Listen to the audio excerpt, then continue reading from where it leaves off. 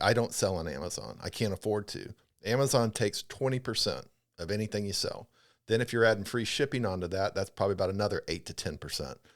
Making 15% selling something, I can't stay in business and pay a knowledgeable staff and have a brick and mortar store open at that margin. On today's episode of the Grab Matters podcast, we welcome on a very special guest, Bill Porter. For those who don't know who Bill Porter is, he is the owner of Performance Ski and Surf, one of the most iconic and legendary water sports brick and mortar shops, and as well as online retailer in the industry. Today we're talking about how he got the idea to get started with performance, what it's been like working with different brands in the industry. We're also talking about gear, some of the biggest innovations he's seen throughout the years, as well as some of the worst products he's seen. We're also talking grassroots events, how important he thinks those are to the industry, as well as his ideas and plans to kind of help bring them back. We do talk about his switch from Nautique to MasterCraft. He was with Nautique for 30 years, and now he is with MasterCraft. We kind of talk about the differences between those two brands, what led to the switch. We also talk about what the future of a brick and mortar store looks like and how he plans to move forward with Performance Ski and Surf.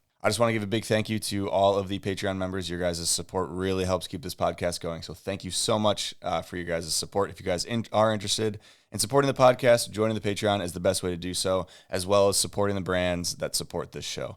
Without further ado, let's dive into another episode of the Grab Matters podcast. I approve waterboarding. They're talking about wakeboarding. The thing about wakeboarding, every trick is an invert. Backside. Air railies. A new dimension. All right, we're back. Another episode of the Grab Matters podcast. Today we welcome on a very special guest, Bill Porter. How's it going? It's good. I'm excited to be here. I'm excited to have you here. I'm a fan. You are a fan. I'm a fan of you, so that's good. This will be interesting. I think this will be interesting. We got a lot to talk about today. You've been in the industry, pretty much since the beginning, right? So let's. I usually start with a couple quick questions. Number one, wake pants, yes or no? I'm going to qualify it with yes, if you've got the style to make them happen. And I'll give you a great example. I'm going way back. Okay. Because I'm old school. Altamont Springs, I think they called it the freestyle sessions. And Murray bust out the silver lame suit. Not only pants, but a full suit with the Elvis glasses. And his style and how he rode won the event. So, I guess maybe his jumpsuits he was the first jumpsuit. The full-on jumper, yeah. I think like silver lame. It was badass. Well, the silver's that's loud. The silver's loud. He backed it up with his riding, as Murray always does. The next year, I think he did like rockets on his. That's a Steve Carlton one. He had some kits in the day. He had some very, very loud things he would wear. So, the answer for me personally, no. I don't think I've got the. Have you ever worn a pair? I probably tried them on when we got them in just to see, but to have the confidence and swag to ride them, by all means, hey, let's have fun. Why not? Yeah. I love that answer. I think that is the textbook answer because, you gotta, if you can rock them, but it's not for everybody. Hey, it's style. It's style. Yeah, everybody's got it. Having a 60-year-old dude wearing it could be sick though. It could be. Could be ugly too. Favorite grab? You put this out there, and I thought about this. I would hope so. Anything that I can is my answer. Then I'm thinking, I'm going to get real abstract for him. It's like, dude, Taipan. Can you even do that? So, Crail probably. Crail. Yeah, and again, I'm humble enough to say I went to JB O'Neill's video that shows all the grabs to see what I like because I'm not the most savvy, but that's a great video. If you haven't seen it, you want to learn about technical grabs. Yeah. JB O'Neill's video is awesome. So he does one where he goes through all of them. Oh yeah, okay, it's really good. Sweet, yeah, I'll link that down below in the show notes. But okay, Krill, that's a good answer. I think we just dive right into how you got into water sports. Well, like most people, I loved getting behind the boat. Didn't grow up on a lake. My dad actually hated boats, but had the worst luck with boats always breaking. But I always saw my friends at ski parties and everybody wanted to get on the water and do it. So finally in high school, started skiing and getting out and started living the lake lifestyle, especially as I got through college and stuff of grilling and hanging out the lake and skiing and being with friends and creating that's what we like to do on weekends. We put the boat in and went out, and I went from, and I grew up, my roots are from fishing tackle. I worked at a fishing tackle store when I was in high school. So I kind of got into fishing and doing that, but it quickly evolved into, I liked being pulled by a boat versus pulling a line. And that evolved into me selling my bass boat and getting a ski nautique. And then that's what our friends did. We threw the boat in on the weekends and grilled and drank beer and hang out. And that's kind of what we did. And then, I went to the point where I got a real job out of college, renting construction equipment. But I loved water skiing and then wakeboarding, scurfing. We bought those original scurfers, and then kind of evolved into the Sano designs and Jimmy Redmond's thing. And we were riding those, and, I didn't really like the job. I was making great money, but it wasn't one of those things I was passionate about. So I quit my 6-figure job and went to work at a local ski shop for like $5 an hour, much to my father's chagrin. But, look, hey, I'm here today, and some 35 years later, I'm in the industry. So. Yeah. Okay. I got a couple questions. How much was that ski nautique? You remember when you first got it? I don't. I got it from Southeast Craft, which is Maloon's local one. You got it new, though?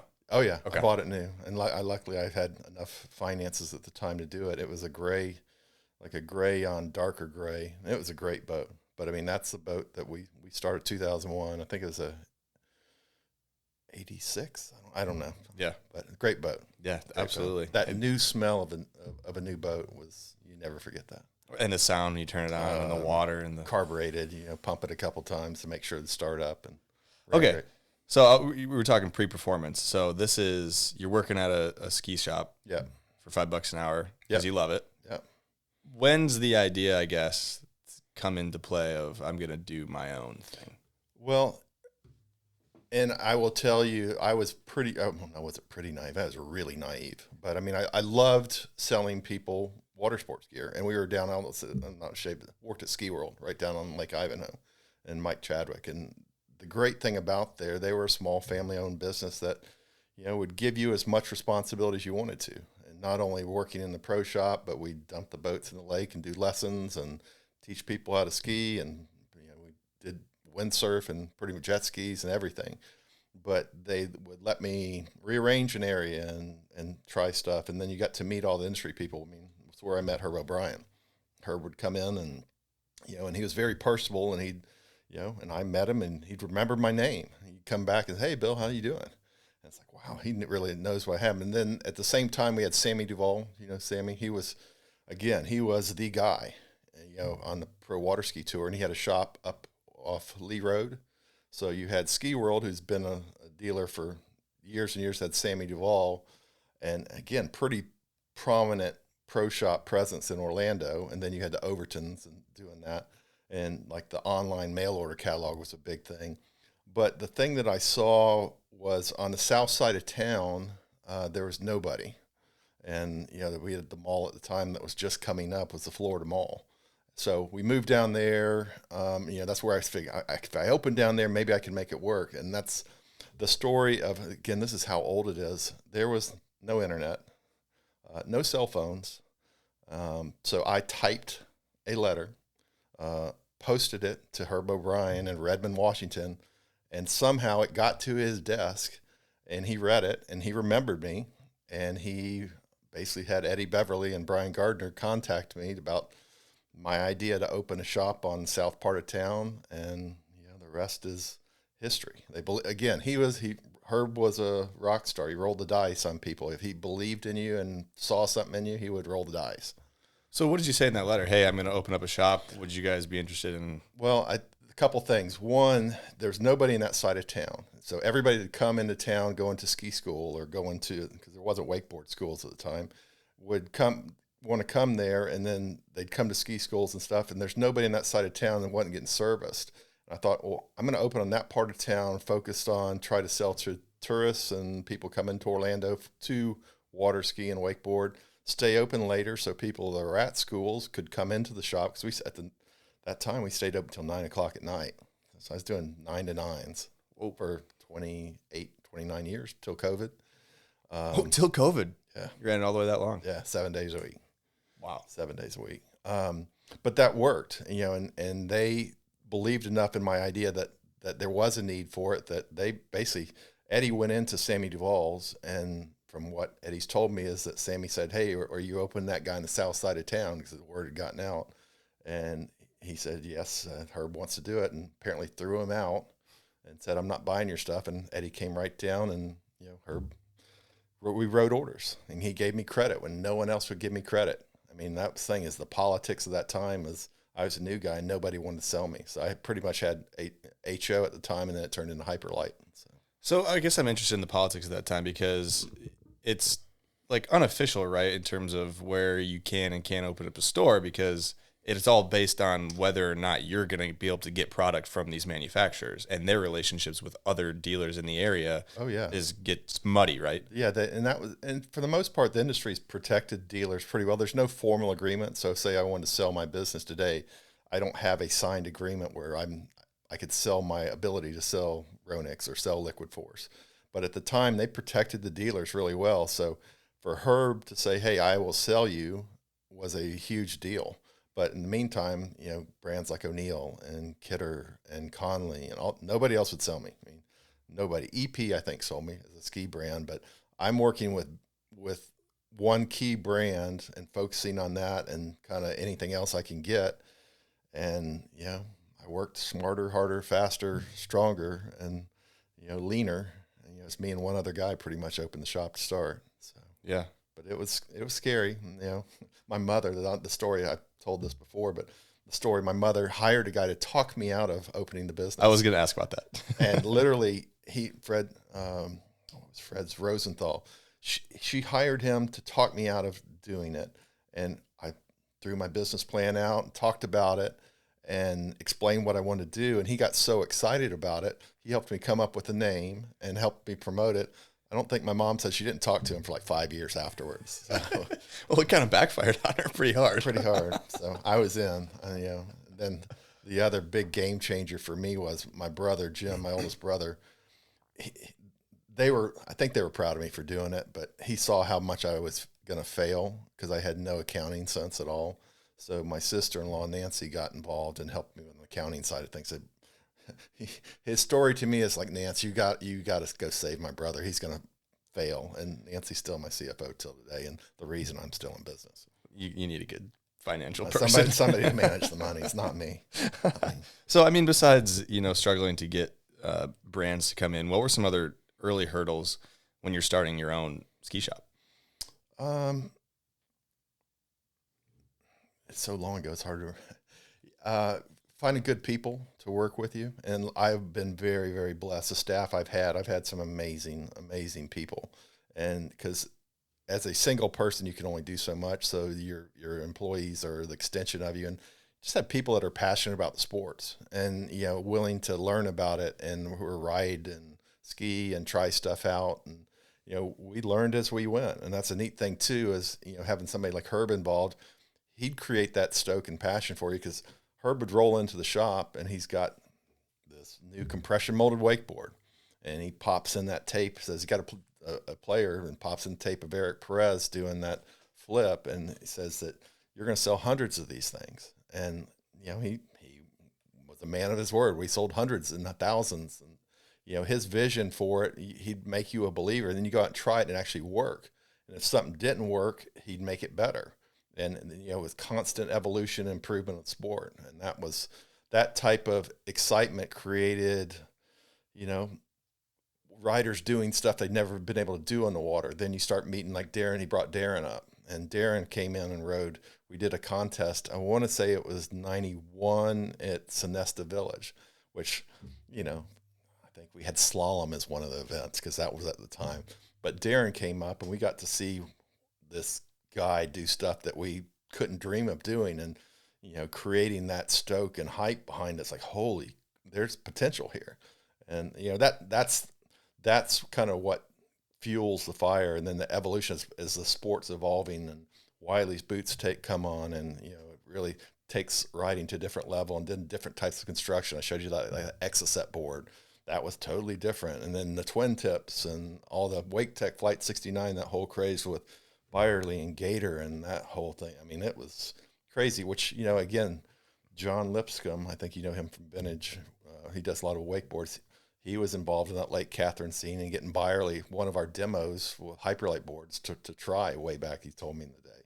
So there's the rich history of Central Florida, of the effect on wakeboarding, and being a part of that, you know, whether I knew it or not at the time. You were just in it. I mean, you're in it at the time. So Immersed. I guess I do kind of want to back it up a little bit, because you started with skis and gear related to that, and then wakeboarding did come in and, you know, blew up. It became huge. Yeah. Was there any form of, I don't know if pushback's the right word, but from a lot of people of just like, what is this new stupid thing? Keep standing it traditional. sideways? Yeah, the funniest thing is I got to be a judge at the first Wakeboard Masters. Oh, the venom from 3 event skiers about having the wakeboarders there. It's like, keep it pure, keep it real. It's like, oh, it's ugly. It's like, yeah, I'm all about, let's have fun. I don't care what you do behind the boat. Let's have fun. But there was definitely pushback. But the thing is, wakeboarding was easy for people to learn and get involved in. And the thing is, you could progress and improve and learn new tricks. And there was a lot more upside than on the water skiing at that time.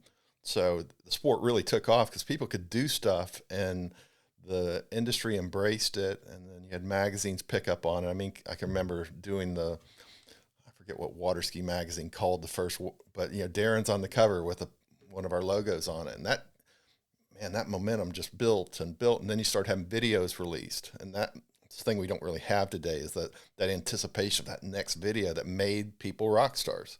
I mean, you look at Byerly and those segments of like, wow, people had never seen what that guy could do, or seen Darren and see what that guy could do, or Murray. You know, you can go on, but videos changed the whole sport. It's exciting times. I miss those times. It was, I mean, I wasn't alive, but I can imagine that it was extremely exciting. Bring it back to Herb Obrien. And I mean, you touched on it, but I'm curious on his, you know, how big of an impact did he have to the success of performance and you? I wouldn't be here without him. I mean, Herb was a person who believed in me day one. You know, he remembered me. He gave me credit when nobody else would. He's a guy that, you know, anything that I did, he taught me, you know, here's what you need to do. Here's, you know, you need to get involved with these riders. You need to do grassroots events. You need to do a rent to own program, you know, and he was always, but he would always come in the shop. That's the thing. It's a funny thing. It's like, I'd be working in the shop and Herb would just roll in the door. But the neat thing is, somebody's trying on boots. Where's Herb? Oh, he's over there helping that guy try on boots and talking to him. But that's who he was. But his innovation, he'd always have something new coming. And if something was broken or wasn't right, he'd take feedback and try to make it better. And, you know, always thinking and always trying to make stuff better and evolve the sport. And he wasn't afraid to tell you if you were screwing up, which was good. And you need that. But he was a believer. And if he saw something in you, he would roll the dice and really push you. And, you know, he became a great friend to me, almost to the point where, you know, he was one of the people I could turn to get advice more so than anybody. And, you know, I miss him dearly. So, you know, I got to the point where I was staying with him in his house when I'd go up to Radar and spending that time just walking the lake with him one-on-one, talking about life and his life. And, oh, man, what a life that guy lived. And the stories, I only got a portion of them. But, I mean, what a rich life he had. I wish he was still around to learn more. And the industry would definitely be changed if he was still here. I can promise you that. Yeah, absolutely. I've heard countless similar things to what you're saying there. Ronix Radar, so Square One. Is it true you were their first customer? Oh, yeah. So we met in Las Vegas because Herb had, I don't know the official language, had sold, gotten rid of Hyperlight, pushed out, whatever that was. But, you know, he wasn't going to sit idly by. And we were at the SIA show, and he'd had a bunch of dealers there, and he invited us up to his hotel room to tell us about his next plan. And, you know, I always laughed. It's like, Herb, you know, I went to this, and it's like, the only thing I asked her was, I want to be dealer 1. I want my dealer number to be 0001.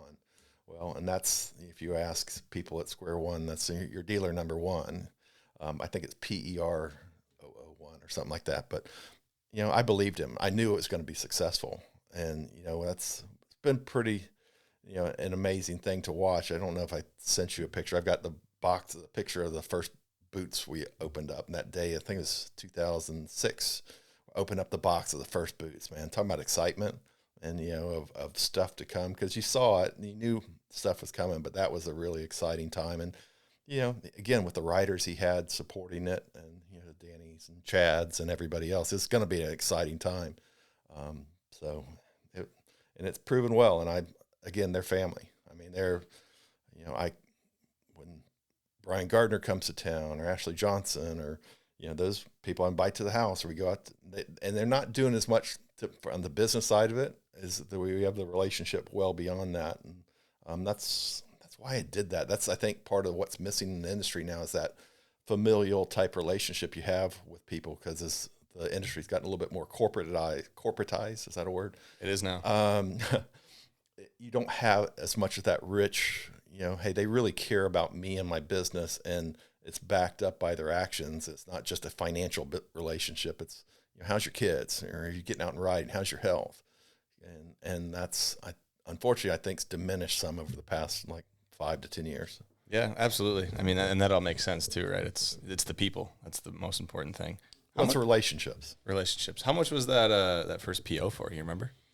2006. About $30,000. I think that's all the credit he would give me. Okay. But and Eddie Beverly will tell you the story. We went down to West Palm Beach, and Herb would do a development center with Tommy Phillips down there to teach you how to sell product, which was great, because you had Mike Ferraro and Chet Rayleigh, and they'd show you about products and new stuff. And they were just releasing, I don't know if it was I think it was Darren's first pro model. And Eddie goes, there was a guy from Miami at the time that had a dealership, and said, "Hey man, the guy from Miami just wrote an order for 50 boards." And Eddie goes, "You should write 100. And it's like, Herb says you think you can sell them. And okay, put me down for 100. And, we sold them. But as Eddie, convincing me, and Herb telling me, he's like, sell them 100. And I did it, 100 boards. But, at that time, man, we were turning and burning. Yeah. But for me to order 100 boards now, that'd be a huge, huge deal. At the time, I was young, dumb, and stupid, but we sold them. As long as you sell them, you're all right, Yeah, it was fun times, but that excitement, and there's customers really excited to try the newest stuff. Yeah. So I don't quite have that anticipation now as we used to. I mean, that Murray bug board was probably one that was like that. So yeah, let's talking about gear. We've got a Hyperlite board right here, old school. What's unique about this board right here? So Scott Cook was the art director. That's the other thing. Herb, when you'd go to Redmond in the factory, Herb knew everybody, and he wanted you to meet everybody, from the press operator to his, office staff to the art department. And he introduced me, and I met Scott Cook at HO Hyperlite, and Scott was involved in I'm pretty sure he's art director there. And this was one of the projects he had that he sent me. And this, the neat thing is you meet these guys and you build a relationship with them. Scott started helping me with logos and did that for, 5-10 years possibly. And then took over by Tony Teskey, who was the art director. And Tony has been integral to my business for years. He's done my logos, boat graphics, everything for years. But the neat thing is meeting these guys. This board was one of the first samples that they did with that aluminum top print, and the beauty of that Scott, I want to say it was one of his bikes he either owned or saw down at Bike Week and basically copied or had painted like that. So definitely motorcycle influence, but looks like it. I mean, it's again, what's that, 30 years old, and it's still beautiful. It is. I mean, you don't see, I don't know. It's a piece of art, but the neat thing about that one, it's not drilled or inserted, and that's kind of a one-off thing that I've kept. So that is cool. Speaking of boards, we got a early Patreon question here. So if you guys are interested in supporting the podcast, joining the Patreon is the best way to do that. Thank you to everyone who's on the Patreon. We got one here from Rich Wheeler, and he says he loves his retro graphic Murray board. Is there any plans for retro boards to be released through the shop in the future? I'd like to. I mean, that was one of the things that the challenge you run into is doing a production run of those. There's a cost break even for the manufacturer to do it. And initially they told me I needed to do like 300 boards, which, you know, I'm a single shop. And financially I don't have the capital to do that, but I really felt like I wanted to do that bug board. And I talked to Sean, because Sean said that was one of his favorite graphics. And CJ Volowich, who was the head of the HO Hyperlight at the time, I think I don't know what they're called, Kent Outdoors now. He basically pushed and got it pushed through for me because he thought it'd be really cool to have. And so that turned out amazing. The thing is, the colors are so much more vibrant than the original. And then we added the little keys to it of the old school performance sticker. And then they added a license plate on the bug just to give a little bit of stuff. But I would love to do some more. And yeah, never say never, because we've been able to, but we'll see. Yeah, there has to be kind of an outward kind of need and people talking about it to kind of bring it back. Well, I think the companies have to be willing to kind of, hey, we're going to experiment a little bit. Yeah, we're going to maybe not make as much money on this to do it, but we'll bring some excitement. Yeah, it creates buzz and hype. Trust me, there's dealers calling trying to order those, and they couldn't understand. So yeah, that I mean, for the viewers, the listeners, it's in the studio right here. We got not the original, obviously, the throwback one, but I think it's time we dive into the LF'n Wheel of Questions presented by Liquid Force. So it's actually right up behind you if you can grab that. The LF'n Wheel of Questions. Okay, let's go. So Liquid Force likes to make wakeboarding fun, so let's make this podcast a little bit more fun by spinning the LF'n Wheel of Questions. We got a couple. I mean, I'm curious because you've been in the industry so long. I put GOAT on here. I've got some performance ski and surf trivia. We got favorite event series. So most influential riders. So there's some things on here. So go ahead and give that a spin and see where she lands. What do we got? Performance trivia. So this isn't old school trivia. This is new. I went on perfski.com. Okay. And I just pulled up some products. There's only 3 questions, but I'm curious if you'll know the answers to these. What is the cheapest wakeboard you have on the site? Probably about $189. Cheaper than that. It's a kid's board. I'll give you that. I'm not sure. It's the 2022 Liquid Force Fury, and it is on sale for $138.99. Yeah, those should be gone. Those are great kids Scoop boards. that thing up. You better get those. Yeah, that is not something we're making money on. For $138 too. Come on. Yeah. Second one. What is the most expensive wakeboard you have on the site?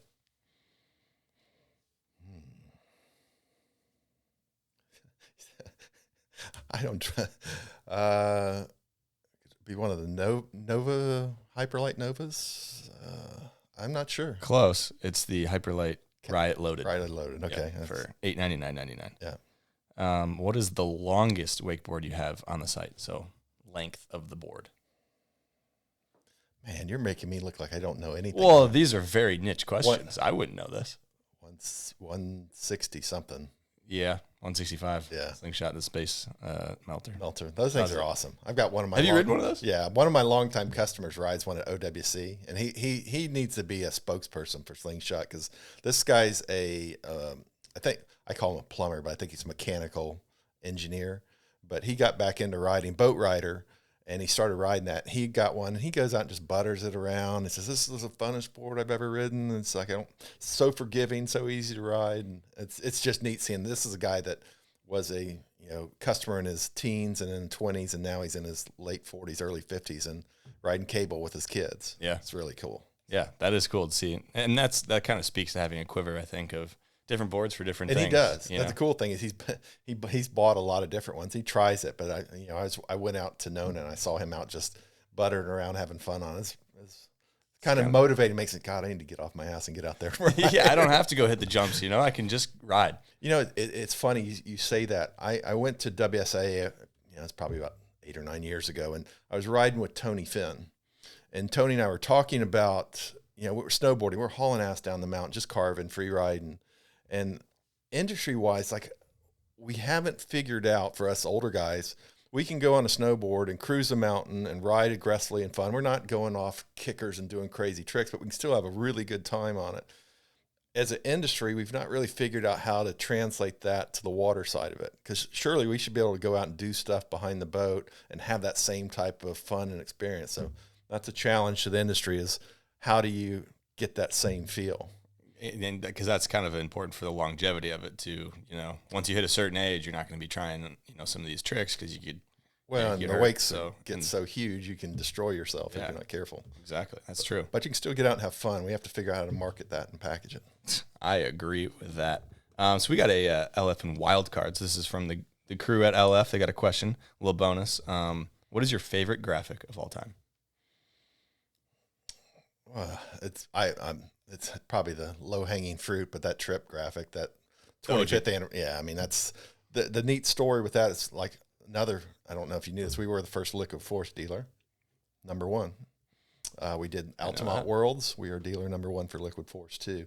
When they did that first one with the freeze and flies up there in Altamont Springs. Wow, that was a big deal, because when they came back after Wake Tech, kind of, you know, and Tony and Jimmy went to liquid force, we jumped on board that right away, and they brought them up for that first Worlds competition. So there's a lot of excitement and hype with that.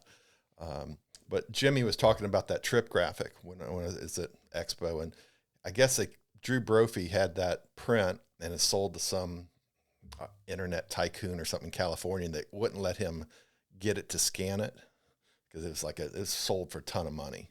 So, but he, I guess, found pictures and took a real high resolution pictures and created that pixel by pixel to the replication. So he spent, you know, countless hours doing that graphic for it. So props to Jimmy for doing the little hours of artwork to do that. Yeah, the man hours to get that to happen. Because the guy that owned the print wouldn't let him go in to shoot it or something in some guy's house in California. I wonder how much that thing's worth. Probably a good amount of money. Apparently, Jimmy could probably answer that, but it was a lot of money. Yeah, absolutely. All right. Well, thanks to Liquid Force for that. LF'n Wheel of Questions. You go ahead and put that back up there. I'm glad you didn't make me do the GOAT. That would have been a really well. The thing is, we can do it right now. So, who do you think is the GOAT? Male and female. And remember, it's only one. Bill, it's only one name. What's your qualifications for GOAT? That is not. It's what's your qualifications for GOAT. Mine could be different than yours. I'm not comfortable with that question. Well, that's because there's different generations. It's kind of like the Jordan question and the Kobe, and it's like they're different generations. Well, Jordan's the GOAT, so you know what I mean. In your opinion, exactly. So I want Bill Porter's opinion on who the GOAT is. Well, I think in female, I think you have to go to Dallas. If you look at her record, that's hard. But I don't want to diminish Tara Hamilton or Megan, but for sheer volume of what she did and when she did it. For men, obviously my immediate one goes Darren, because he was. But I think for longevity and for what he's been able to continue to do, I think Sean's probably mine, because for somebody that makes the sport fun and continues to find ways to create energy for the sport, he's Sean Murray. It's a very good answer. Yeah, but and then you go, I'm not the core cool guys, but you go Byerly for style. But you can go down lots of to worm. Danny Harf. That's why it's a good question, because you could, there's all these different people that could have an argument made for him. But I'll look at the longevity side of it. Sean, for what he's given back to the sport and what he's done is probably, I would put him number one. It's a great argument because he still rips. But I can tell you, when Darren came back after not riding, when he started riding the Ronex boards again and did that shoot with Ron, I think Side Glance, when he did that video you doubted how big that guy could still go. Watch that video. Oh my God. The one with the airplane in the background where he's up in line with it. It's nuts. Yeah. And he was the one who kind of introduced me to what the possibilities of you could do on a wakeboard, just watching him ride. Yeah. It's something else. I mean, yeah, reinvents it, right? All right. So you were talking about the online store a little bit, and I'm curious on when and how not shift, but the idea to go online and have an online presence and, open an online part of your business. Well, the website, the whole thing with that was to try and make an extension of our pro shop experience. Initially, we weren't, and we still aren't as tech savvy as a lot of the other companies out there, but we wanted to be able to reach our customers because we had a worldwide customer base that would come to Orlando. And we wanted to be able to extend our pro shop experience well beyond, just the shop doors and brick and mortar. And customers would want stuff where they'd come in the shop, hey, I saw this and want to get it. And so it evolved. Again, at the time, there was restrictions on where we couldn't sell it for like Liquid Force for forever. You can't sell to Australia or Canada. If you did, they'd cancel your dealership. So we had to figure out how to set up a website where I couldn't allow somebody to buy from those areas. And then that's all kind of changed. But the end result of our website is that we wanted to extend our pro shop experience well beyond our doors. And if somebody had questions or needed something technical or wanted our advice or experience, that's kind of what we set it up to be. Okay. So I'm curious to kind of go off of that. We got another Patreon question from Ryan Shimabukuro, and he's wondering, what's your philosophy when it comes to customer service? Is the customer always right? Well, what's my philosophy of customer service is probably first, treat people like you want to be treated. I tell my staff, offer excellence in customer service before, during, and after the sale. We're building relationships with customers, and we want them to not be a one and done. We want to have long time relationships with them. The question is, the customer always right? Not necessarily. And I know that's not the I would say no, they're not always right, but as long as customers are honest with us and not trying to pull something fast, I'm okay with trying to help them out. I'll go to bat for them, but when the kid brings in his wakeboard because the new board's come out and you can literally see the tire tracks where he drove over the curb and saying, oh, my board broke, I want to get a new one. It's like, no, that's where we draw the line. But, Herb, I'll go back to Herb. Herb was the type of guy that if something broke and it was legit, take care of him, move on, keep a customer. That's kind of changed now because the way people run it, but that was always the agreement I had with Herb is, Bill, if there's something wrong with it, just take care of them. I'll stand behind it. If it costs us money, screw it. We'll make it up down the road. And that we lived by that for, 30 plus years. Now it's tightened up a little bit, but, we take care of, customers all over the world and warranties and do that stuff because we can do a lot of it electronically. And the thing is, if it's truly a defect, most companies are pretty good about taking care of it. But if you're trying to pull a fast one on us, or it's hard, but that's the hard part about what we do is that service side of it in today's world of Amazons where you can't speak to somebody on the phone.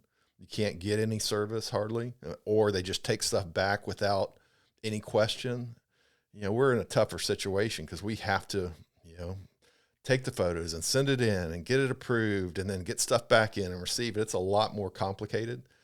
But we're trying to navigate that and create value in that type of experience, but it's tough. So I've got a couple of questions on that because you said things have tightened up a little bit, and I'm curious to kind of dive into this because when I worked at Wake House, I'd talk with the guys at Wake House as an online retailer that sold product, and when I would deal with customers, it seemed, and they would talk in the office about how the customer's attitude has changed towards, convenience and just assuming that because you buy the board on a website, it's this big corporation that you can just, oh, I didn't like the size of it, send it back, and we'll cover shipping for you. Where, because you get so used to the Amazon experience, right, of just super convenient, oh, it's Amazon, a mega billion-dollar corporation, like, I don't care.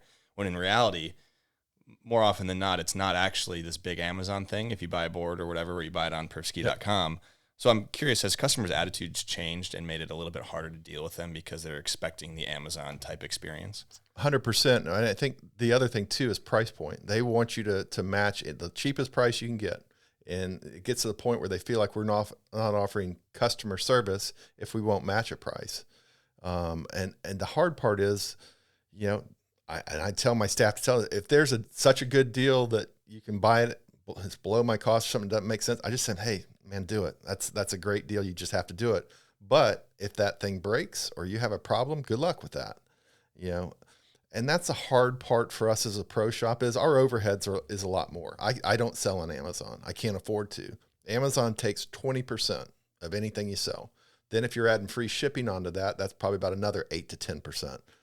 Making 15% selling something, I can't stay in business and pay a knowledgeable staff and have a brick and mortar store open at that margins. There's some people, I guess, have figured out that way they can. I think that's why By Wake, when Chuck was running them, went to that no brick and mortar, because he was trying to figure out a way to play the Amazon game and play that lower margin game and sell more volume, which I think they did. I can't speak to how that is now, but we could just never do that. And honestly, I don't want to be a internet only company, because the relationships I have with customers is what makes it fun. Because I can tell you, like during COVID, we shut down completely. I worked the shop by myself for about 60 to 90 days. And not having the interaction with my staff was, these are people you see probably more in your family. You do, yeah. So you have the relationships, and not having them there really was hard. You could talk to customers on the phone, but it's not the same as them coming in the store and telling you about their kids and their family and what they're riding and what they're doing. And once we opened back up, even with masks, we were able to talk to customers and have that relationship experience. That's what makes us fun. And that's what makes, the pro shop experience fun, because you're not just a phone person calling the phone or online. You build the relationships with customers on a name by name basis, especially when they've come in the store, because they know who you are. Yeah. So you mentioned Bywake and how they kind of went with the online model. Got a Patreon question from Derek Davis. And he says he wants to hear your opinion on Chuck Morrow and the ambushbywake.com. He says, I've always respected Bill and performance, so I'd like to hear kind of your thoughts. Chuck was, when he first started, he came to me and said, man, I want to have a shop just like yours. I want to be you. The reality of Chuck was way smarter than I was on the online game. I'm not afraid to admit it. He kicked my ass, and but his outlook on things was different in how he wanted to approach the industry. I mean, he aligned himself with Alliance and really focused on where I was the Waterski wakeboard. Where I really differed than Chuck was he was a no skis, no tubes, no bullshit.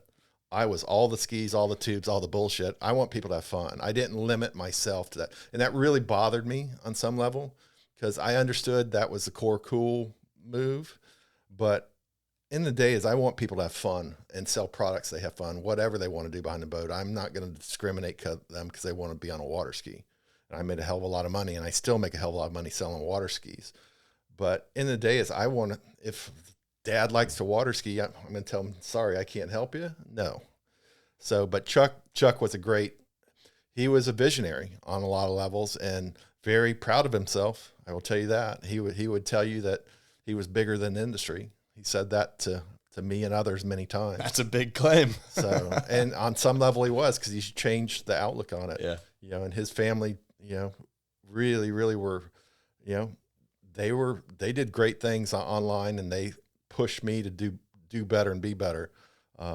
Unfortunately, I'm still wrapped in my pro shop world that, I deal face to face with customers, and they walked away because they didn't want to deal with people or deal with customers face to face, which I struggled that with my vendors, because every dealer agreement I had at the time said, in order to sell our products, you've got to have a brick and mortar retail store. Well, when he closed that, they didn't shut him down. They let him continue to do it. So again, he changed the game. Yeah, absolutely. And I think, that whole no skis, no tubes, no bullshit is interesting, because it's, in a sense, yeah, you're kind of shooting yourself in the foot in a way, but it's also cool to have the yin and the yang of, for the people who want to just be the, the board guy, and they're like, I'm buying my board from Bywake because they're the, And that was his marketing philosophy, and it worked very well for him for a long time. So I can't knock him, but it's, I don't know. I want to promote family fun and do events, whatever you want to do behind the boat. Let's get out and have fun together, because the world's got so much stuff going on that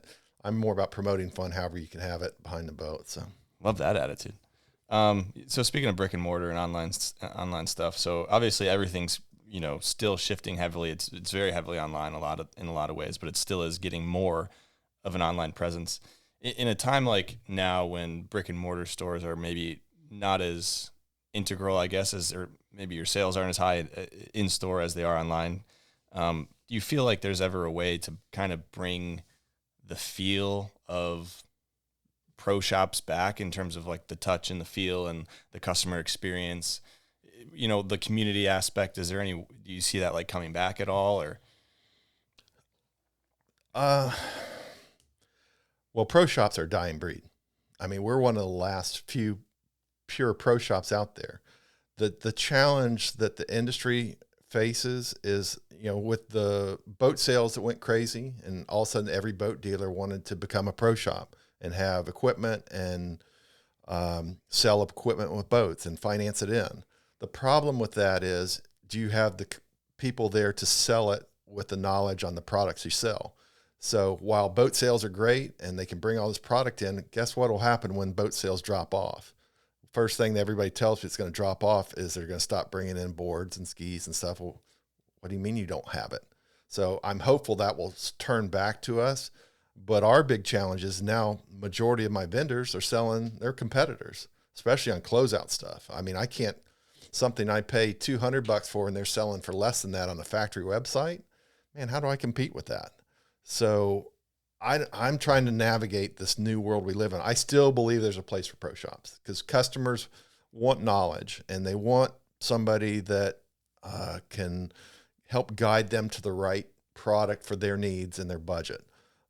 Will they pay enough more from us?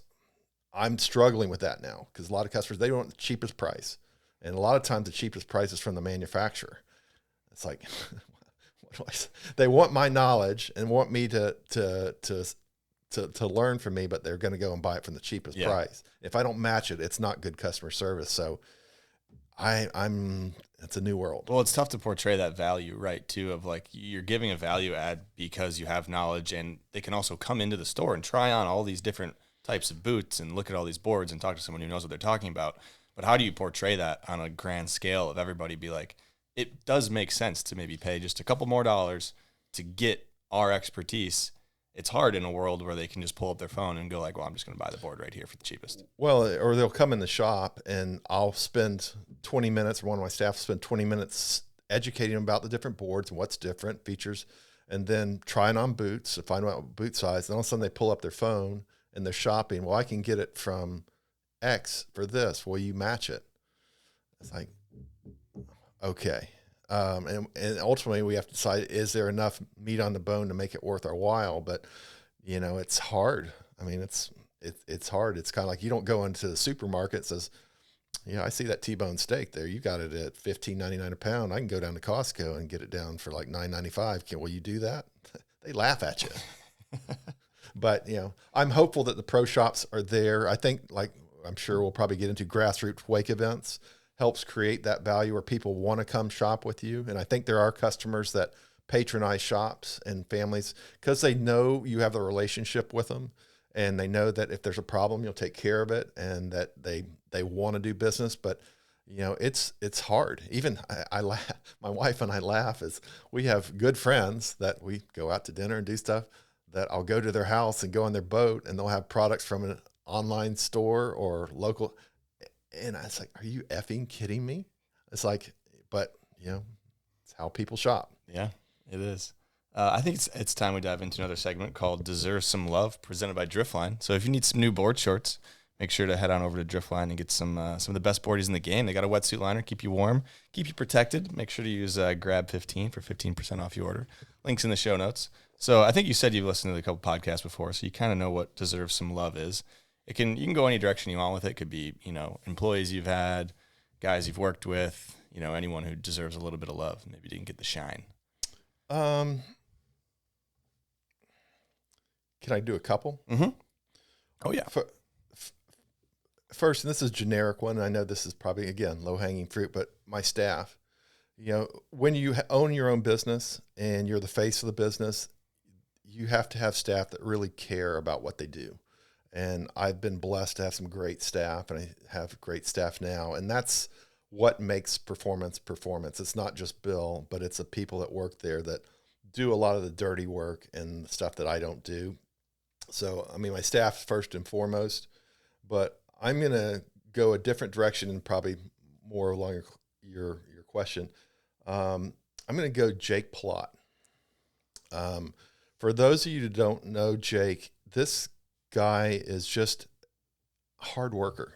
He was one of them. He grew up riding a gravel tour, but he was the kid that would stay late, help break down, show up early. What can I do to help? And is just anything you can do he gives back. Even judging recently came out to Reboots Tour, but he's, is he the world's best wakeboarder? No, but he's damn good, and he's always providing content and doing stuff. And he's stylish as hell.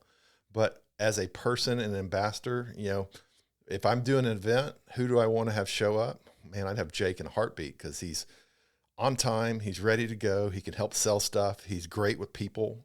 So throw some shine on Jake. He's just a good guy. Yeah. And again, I love the guy to death. Love that. That's a good one. I mean, obviously the employee one is a good one, but Jake Palat too. That's a good pull. He doesn't like get enough that. shine. Yeah. Yeah. He's crushing. He's out there crushing those 5-hour energies, Love the osmosis stuff still. True. Yeah, he does. And he just posted a rewind and then a switch rewind. I thought was pretty neat the other day. So I'll put that clip in, but I think we dive into another Patreon question from Daniel Jarrett. And he's wondering, was there ever a discussion to collab with OWC? I've always wondered if performance at OWC would have been better for cable, the sport, the scene in general. Well, and again, I don't know if he knows our full history with OWC, because we were part of the originators there from what they opened in, I think we started in 98. And that was Herb's vision. I go back to Herb. Herb met with Renee Hoffman and Kai Fusser on building OWC. His vision was, because he saw what cable parks were in Europe and knew the importance there. But he says, let's build a boat lake so we could have Ferraro run the boat lake and have the best water ski school there. Let's bring the best pro shop to the park, which we were there. So we started that as the best and the best and the best. And, Herb was involved. I mean, we'll talk about it. I can remember walking the shores of OWC with Herb, and he was not happy with the grade of the shore on the boat lake, because it's going to have backwash all up and down it. And I think he went to Renee to try to get it done, and he finally just said, screw it, I'm going to do it, pay for it, and did it myself. And he paid to have that shoreline graded. He just says, we can make a world-class premier location that people become a destination for. And it happened. For us, we did the rental side of it, and we did the pro shop side of it, which the pro shop didn't make a ton of money, but the rental business was good. But we were integral for the first, I think it was 12 years we were there.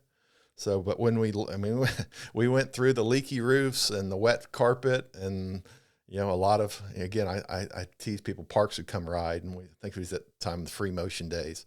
And I wouldn't be working at the pro shop, but you could always tell when Parks was there, because it's like, you ever a cat that goes outside, outside cat that at night would bring you back something every night?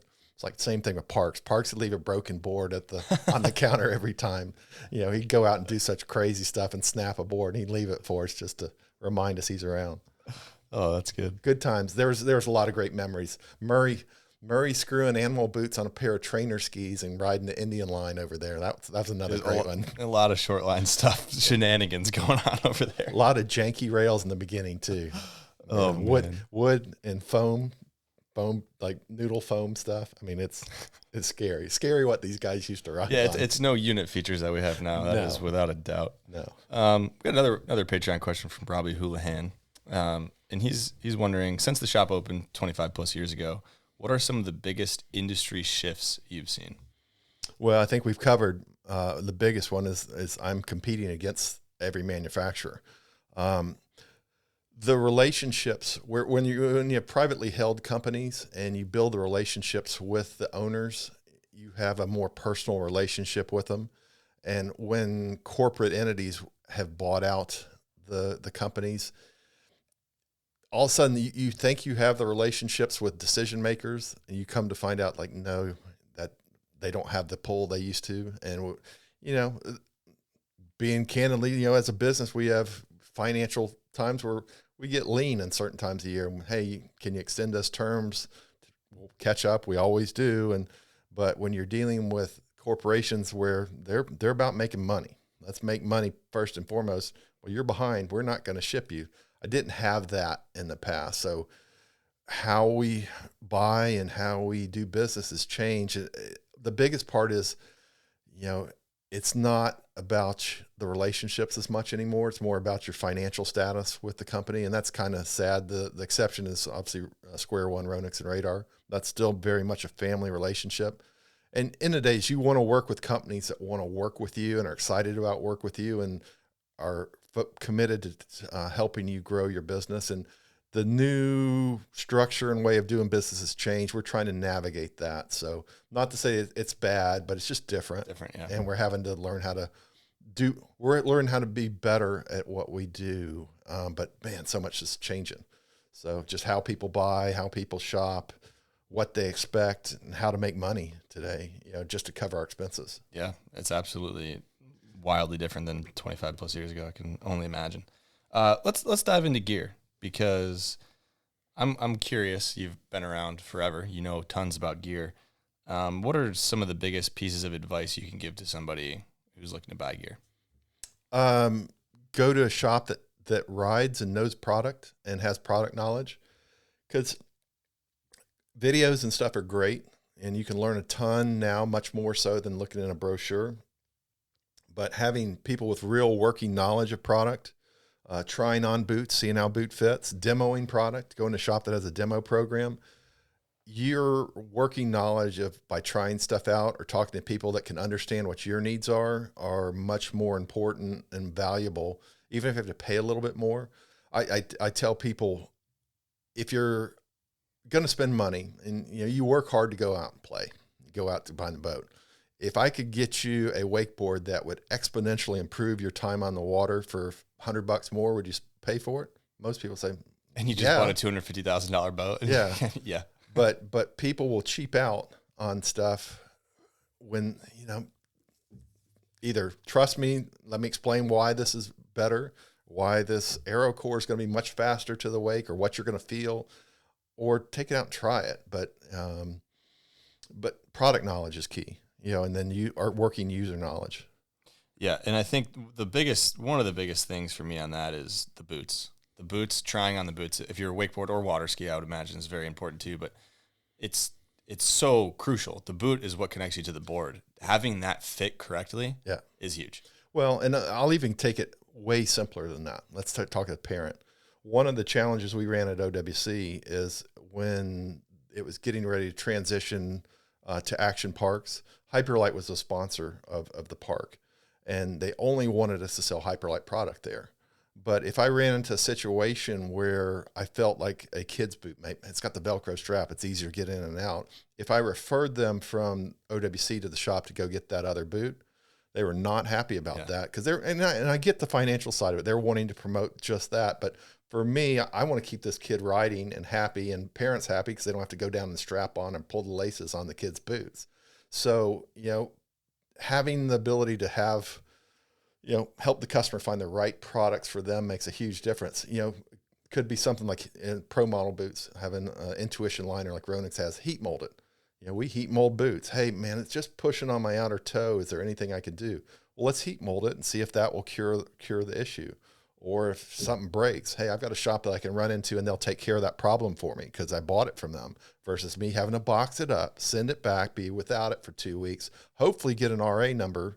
It's trust me, I do RAs every day. It takes work to get returns done. Yeah. So, but that's the pro shop experience is, we try the boots on, let you see what fits. If you have a problem, let's find a solution, something else that works. And we run in that all the time. That's kind of why that's customer service. Yeah, 100%. And that's, with gear like this, it's not, it's very crucial to actually touch it, feel it, and try it on. Well, asking too, what are you going to use it for? What are you doing on it? What would you like your board to do difference? Maybe you need a stiffer boot to create, you got a super soft board, you want to be able to extend your press more, but asking those questions, or what are the problems with, that's the thing, is what are you riding now? What would you like it to do better or different?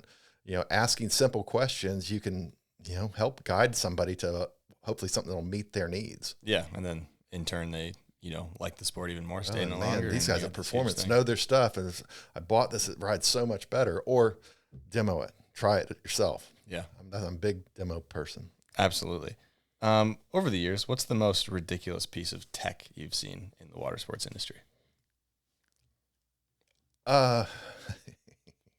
That's a loaded. It is. It sure As is. ridiculous, as in funny ridiculous. Can I go there? You can go there. I want to go Conley stick. Okay.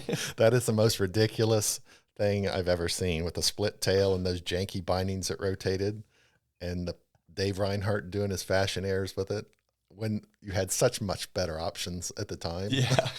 That's one I scratch my head.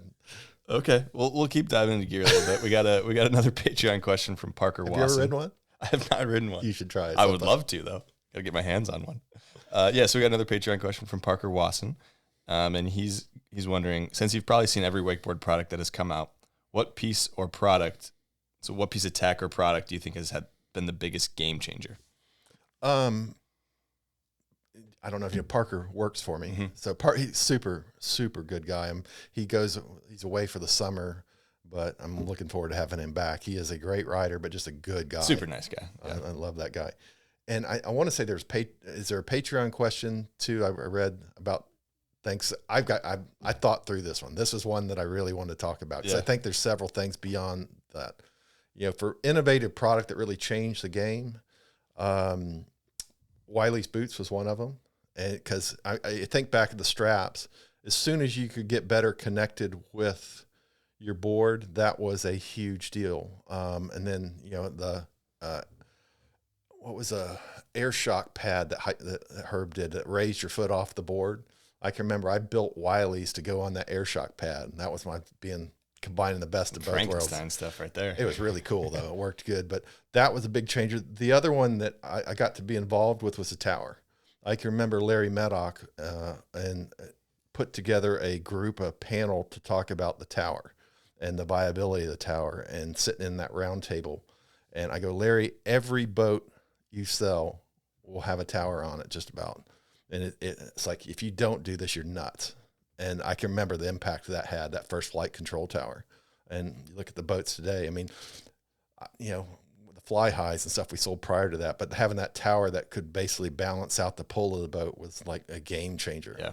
So technology there, and then probably boat hull technology. I mean, was a huge game changer. But in the wake side of it, Wiley's, I mean, that when Byerly and those guys started rocking the boots and opened that up, the trick potential that opened changed the whole deal. Yeah, 1,000%. And the roll cage on the boats too. Those are big. Yeah, the tower roll cage. Yeah.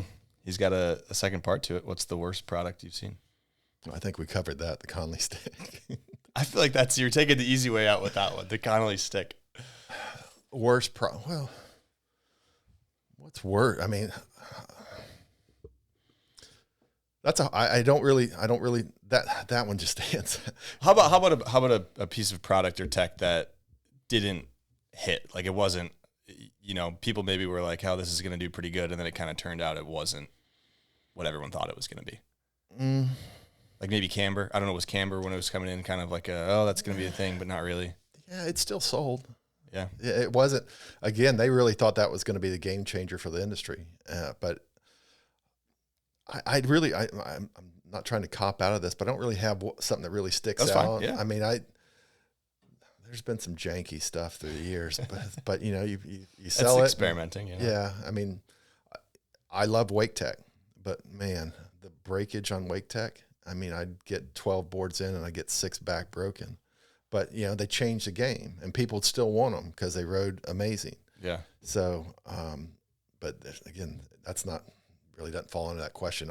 Conley stick. I'm sticking with that. I like it. Lean. I'm going to find one for you, John Lipscomb. I'm calling you out to get me one so I can bring one. Absolutely take that. We want to video that too. That'd be a great video. We'll make it happen. And now for a quick word from the Canvas shop, which is home to skiboatcovers.com. So if you need a new ski boat cover, skiboatcovers.com is the place to go. They have you covered. Family owned and operated for almost 50 years, they've been manufacturing top quality, custom fitted, American made covers for both ski and wake boats. Made with durable, weather resistant materials, their covers are built to outlast factory covers and competitors' covers alike, while always protecting your boat from the elements, ensuring it stays in pristine condition year round.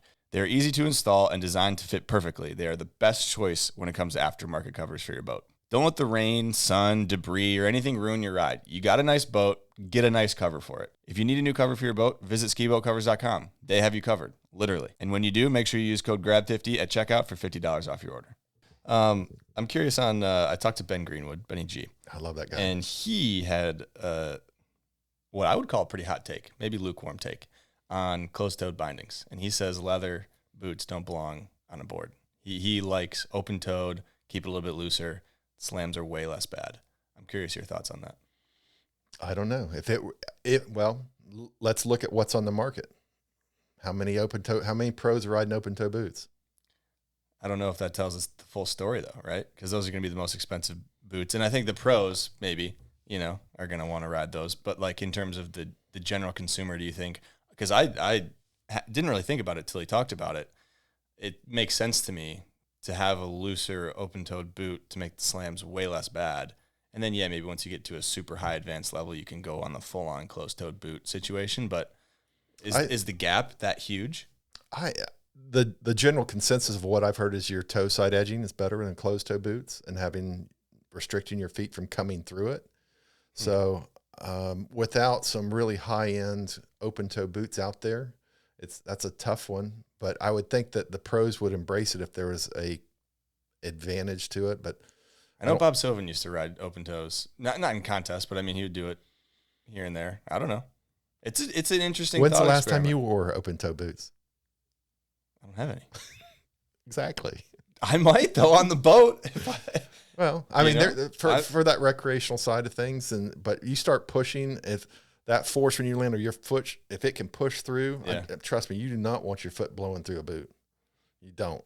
Yeah, it doesn't end pretty. And me getting the call of, hey, I just cut my friend's foot out of a open toe boot. So all right, but I was curious. Come on, Ben, you can bring it back. Yeah, let's get Benny G out on there with the open toe boots. He was a big fan. We got another Patreon question from Jeff McKee. And he's wondering, were the red, white, and blue team rash guards the most valuable products to ever run through the doors of Performance? I want to throw out a name for those of you old school people. Mark Grimes. He was my rep that did those. And we did, well, again, I go back to Byerly. You think back in the day, Byerly started wearing white O'Neill rash guards. And he showed up in videos wearing white O'Neill rash guards. And man, when those videos would drop, we sold the crud out of white O'Neill rash guards. So let's get them out to our team guys. So we did the red, white, and blue ones. We did all different types. I mean, I've got pictures of Murray back in the day and Andy Lazarus, but that was it's what was marketed and what was considered cool at the time. I mean, if Byerly did it too, it's kind of like, Hey, that was the neatest thing at that time when they'd release a video or drop a video that had new product or new stuff they're wearing. I mean, they created business and rock stars from these guys because what they wore and what they used is what all the customers wanted. Yeah. So I miss those days. Idols, icon. 100%. A little bit more on gear and then we can touch on a lot of other stuff, but I'm surprised. I guess surprised might not be the right word, but you sell snow gear, snow sports gear. Yep. So A, how does that do for you? And B, when was the decision in Orlando, Florida, to be like, I'm going to sell some snow sports gear?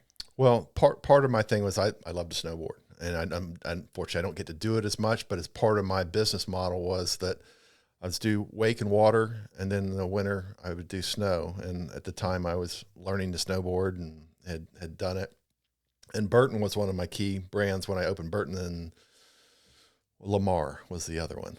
Okay. So Lamar I bought mainly because the place I went had Lamar there. It's in Big Sky, Montana. But at the time when I brought Burton in, again, there was no Burton.com, so you had to go into Burton store to buy it. So for the first probably 5 to 10 years, I sold the crap out of Burton because people would come to Orlando from Japan and from Europe and stuff, and you could get stuff here a lot cheaper and could find it. So I was selling 2 and 3 snowboards to a single customer. So, I mean, we sold a ton of snow gear. And again, we didn't keep the doors open doing it, but it covered us in the wintertime. And that continued, like I say, for about 10 years. Where it changed was Burton started their online store, started letting people sell online. So you didn't have to come into a Burton shop to do it. But what killed me was Burton opened a factory outlet less than 5 minutes from the shop. And having their sales manager come to me and say, oh, every place we've opened a factory outlet, it's improved the local retailer's business. Come on, dude. Yeah. Explain that one to me. Yeah. And they stayed open for about 10, 12 years, and they pretty much killed my business because a black pair of snowboard pants from the prior year versus a new one, you can pay 30% less. Well, I'm going to go to the outlet. It got so bad, like some of my high-end Gore-Tex AK stuff they have, I could go in there and buy an AK jacket that's like $500 for $100. Bring it back to performance. Offer No, for me personally. I know. I'm just I send the copy of the receipt to my rep. He goes, shit, that's even less than my sample price. Jeez. So, but, you know, and unfortunately that's that, you know, that whole thing is sell direct, you know, and Burton, the outlet killed us. And then they dictate what we can and can't sell, but I still believe in the product. The product's great, but it's a niche.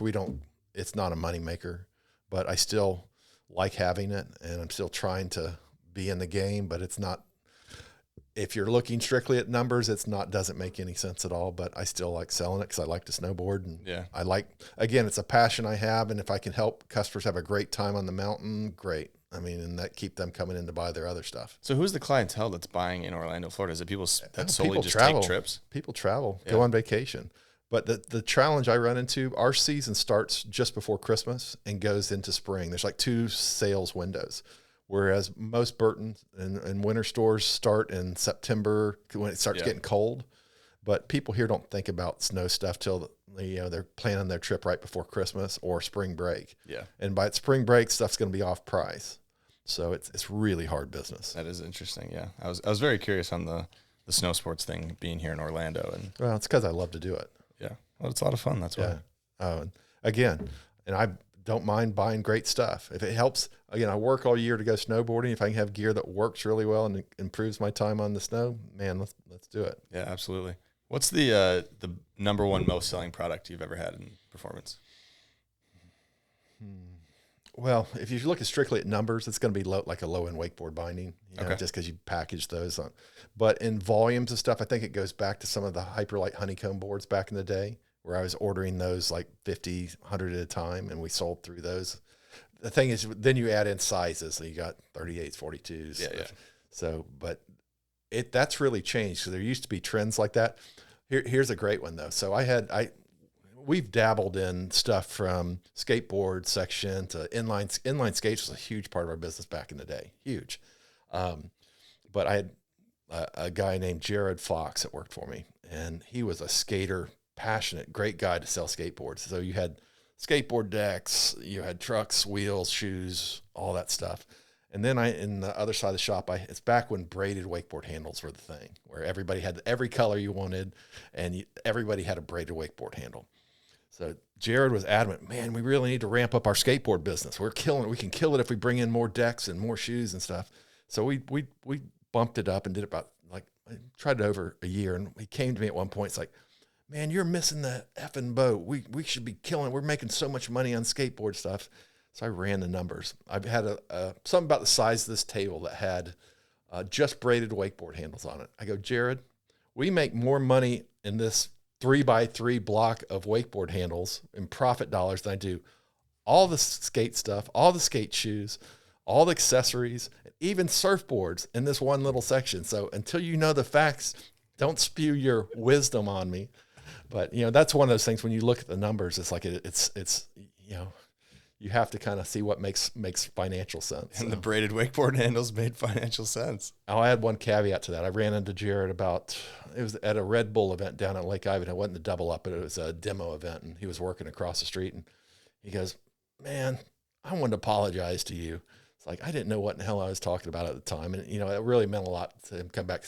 Granted, he was a young kid. He's really excited and passionate about skateboarding. And he wanted to really grow it. And you just kind of had to give him a little dose of reality wisdom. check, yeah. But the fact that he came and said something to me, it meant a lot. Yeah, that is cool. That's cool. It's interesting to hear. I think it's time we dive into a guest question from none other than Rusty Malinoski. Bone crusher. What's up, Bill? What's up out there? Excited, Bill, that you're doing the podcast. Kind of just looking back to the early years, what was it like for you to, at certain points, have literally every last one of the top athletes riding for your shop? And I know for me, when the opportunity came for me to ride for performance, it was like I felt like I made it. You had all the top people riding for you, and you always took such good care of us. So it was such a cool thing to be a part of and still be a part of it. But back in the day, it was like literally you had everybody. So talk a little bit about that and what it was like for you to build those relationships and support all the top athletes. Whoa. Yeah, that's a can of worms that I mean, I had a lot of people ask that too, so I'm curious. First, Rusty, thanks. Wow, that's humbling. The biggest thing with, and it goes back to like Darren and Wade, I'm a fan. I love to be associated with elite athletes and think that these guys believe enough in my shop to put my sticker on their board and associate with my brand. Man, that's humbling. I mean, that's truly, it's an honor. Most of these relationships were cultivated over a long time and built over years of watching these kids grow up, whether it's through gravel tour series or just coming into the area. I'm not paying these guys. I'd love to tell you I was rich enough to made so much money paying, but the way I approach is I'm your sponsor for all the stuff you don't get and don't need. So you're going snowboarding, you need clothes. I hooked them up. You need something, your board breaks, you're in a panic, come in, no questions. Whatever, my end goal was, how can I help you be successful on the water? And then for all the stuff you need beyond that, if I can help, I'll do it. But you build the relationships with these guys that extends beyond just, it becomes personal. You invite them to the Christmas parties. I think I told you about some of those.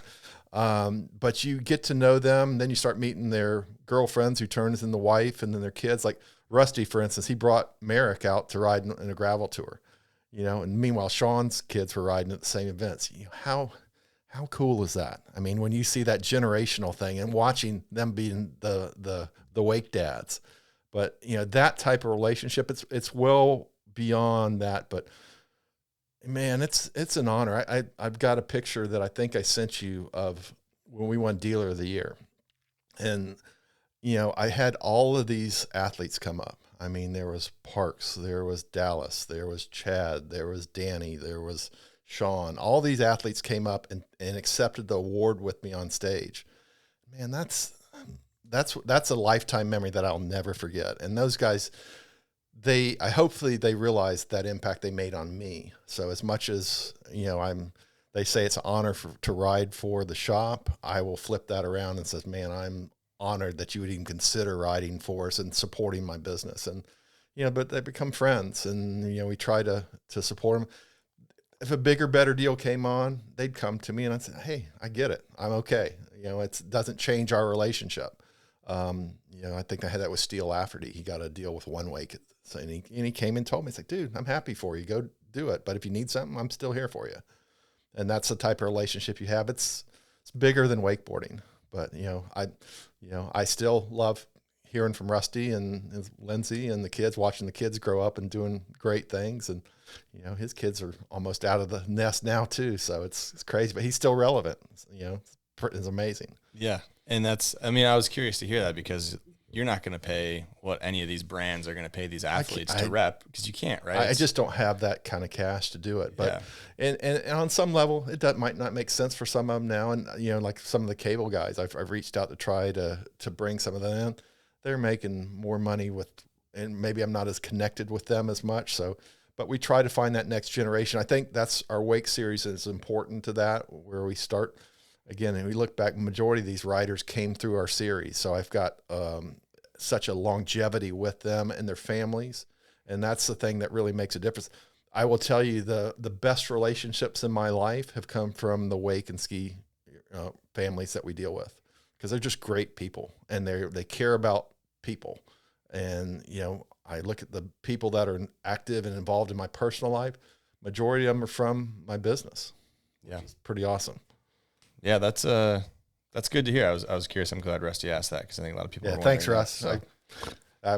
I'm humbled by your comment. Thanks very much. Love it. Yeah. Thank you for that question, Rusty. So I think, we've been touching on it, dancing around it, but Grassroots events, I think we should dive into that now. And love to. So I think we should just start with the importance of Grassroots events and how important you think they are to the, success of an industry and the participation.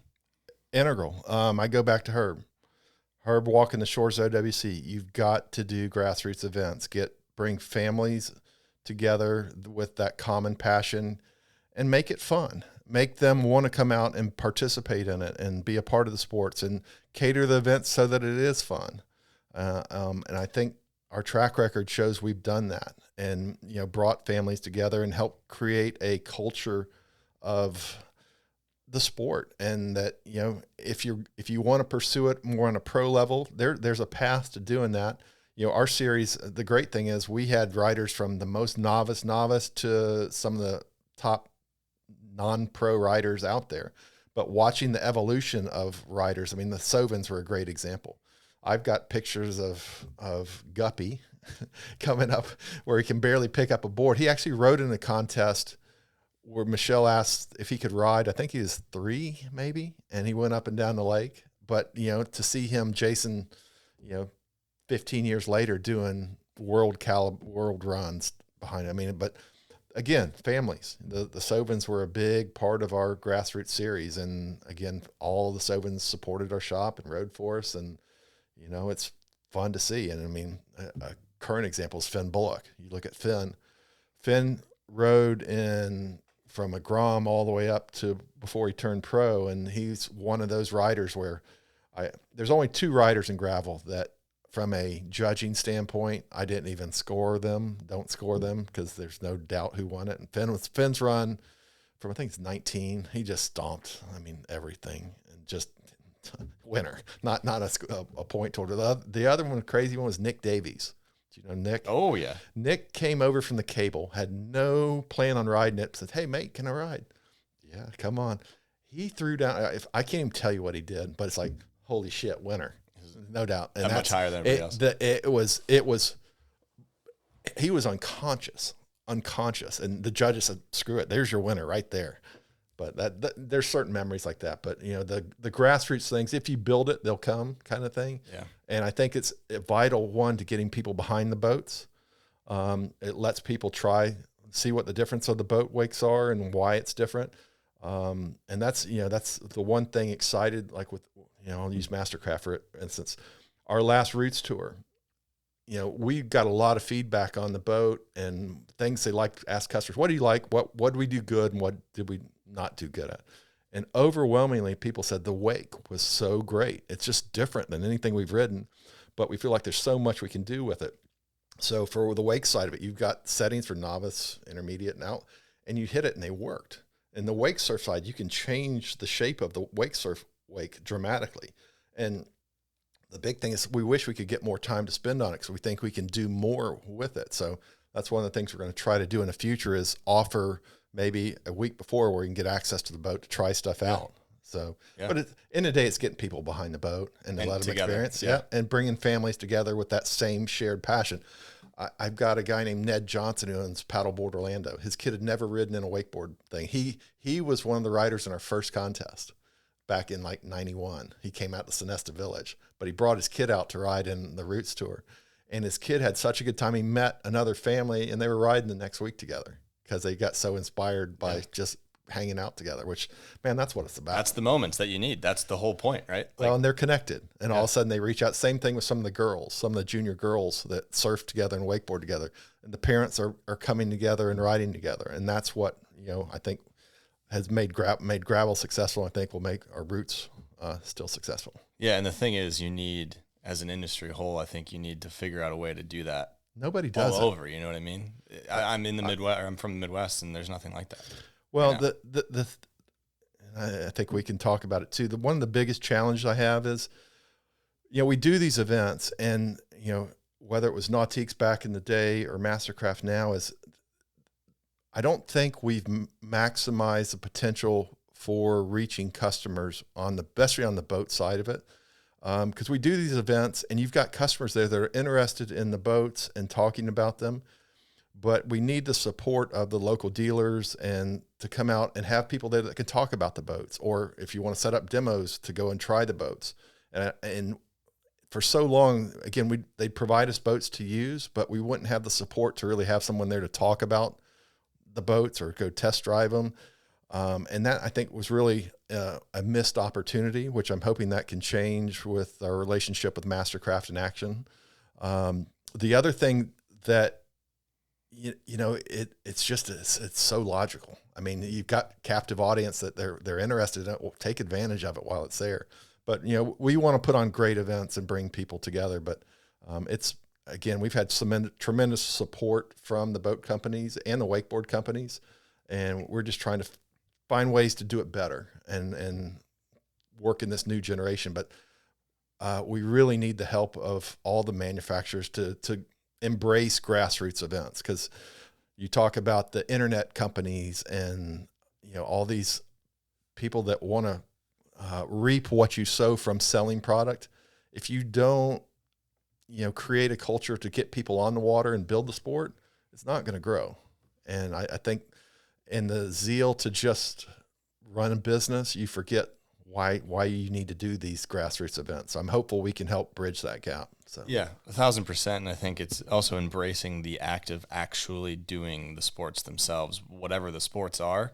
Actually, kind of, people buy the boats for whatever reasons. They're really a lot of them are really expensive now. But there's got to be ways to, through grassroots tours and all other sorts of ways, to embrace the people who buy the boats and the families to actually get really into the sport itself. Yeah, that was one of the things that surprised me when we transitioned boat companies.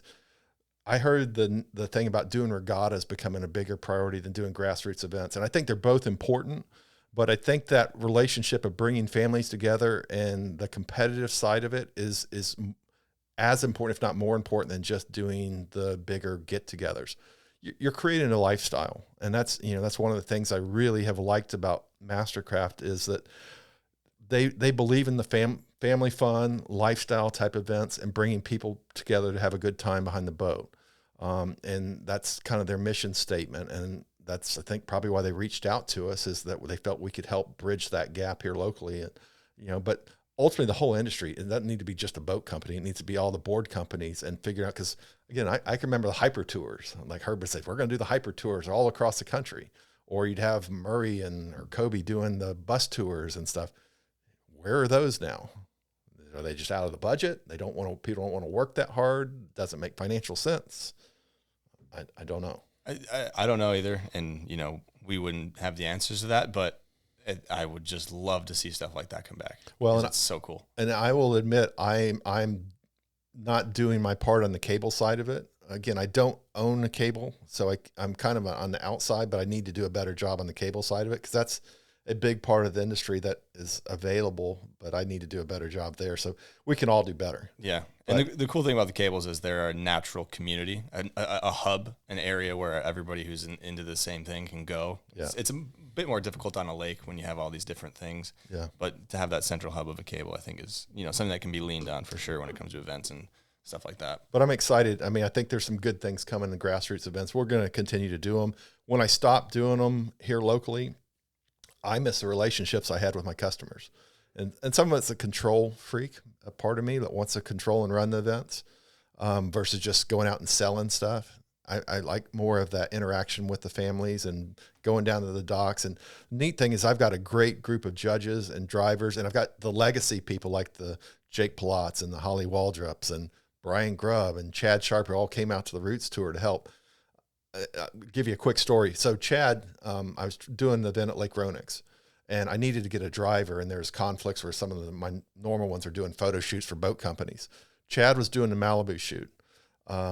Chad, I reached out to him. It's like, Chad, I'm needing a driver for my Roots Tour. It's on a Sunday. And he says, well, I'm doing the Malibu shoot, but I think I can get back. Let me get back to you. So he calls me back. Yeah, I can do it. He says, but I'm going to have to drive back Saturday.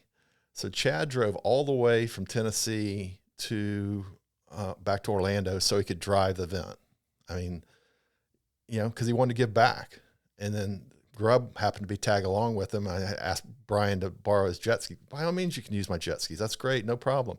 Brian rode with him. Hey, you want me to come out and judge? Yeah. Are you kidding me? That'd be great. The surf side of it, I wasn't super. But these are guys giving back. And, I can't thank those guys enough. And again, you have legacy guys like Chad and Brian and Jake showing up to be a part of your event. Customers, man, you don't think that makes them fans? Gives them it's a huge, it's get sick. pictures with them that gets posted on social media, and you tag, again, it's that reciprocal relationship. But, it's, those guys get it. And, you know, but you go back into that question at Rusty, you think that meant a lot to me personally? Oh, are you kidding me, man? That words don't do it justice. Yeah. Because, I mean, I know what it is to be in a truck all day, to come back and have to get up at god-awful o'clock the next day and tell your wife, like, hey, honey, I got to go out and drive a boat contest. That's not a fun conversation to have. Yeah.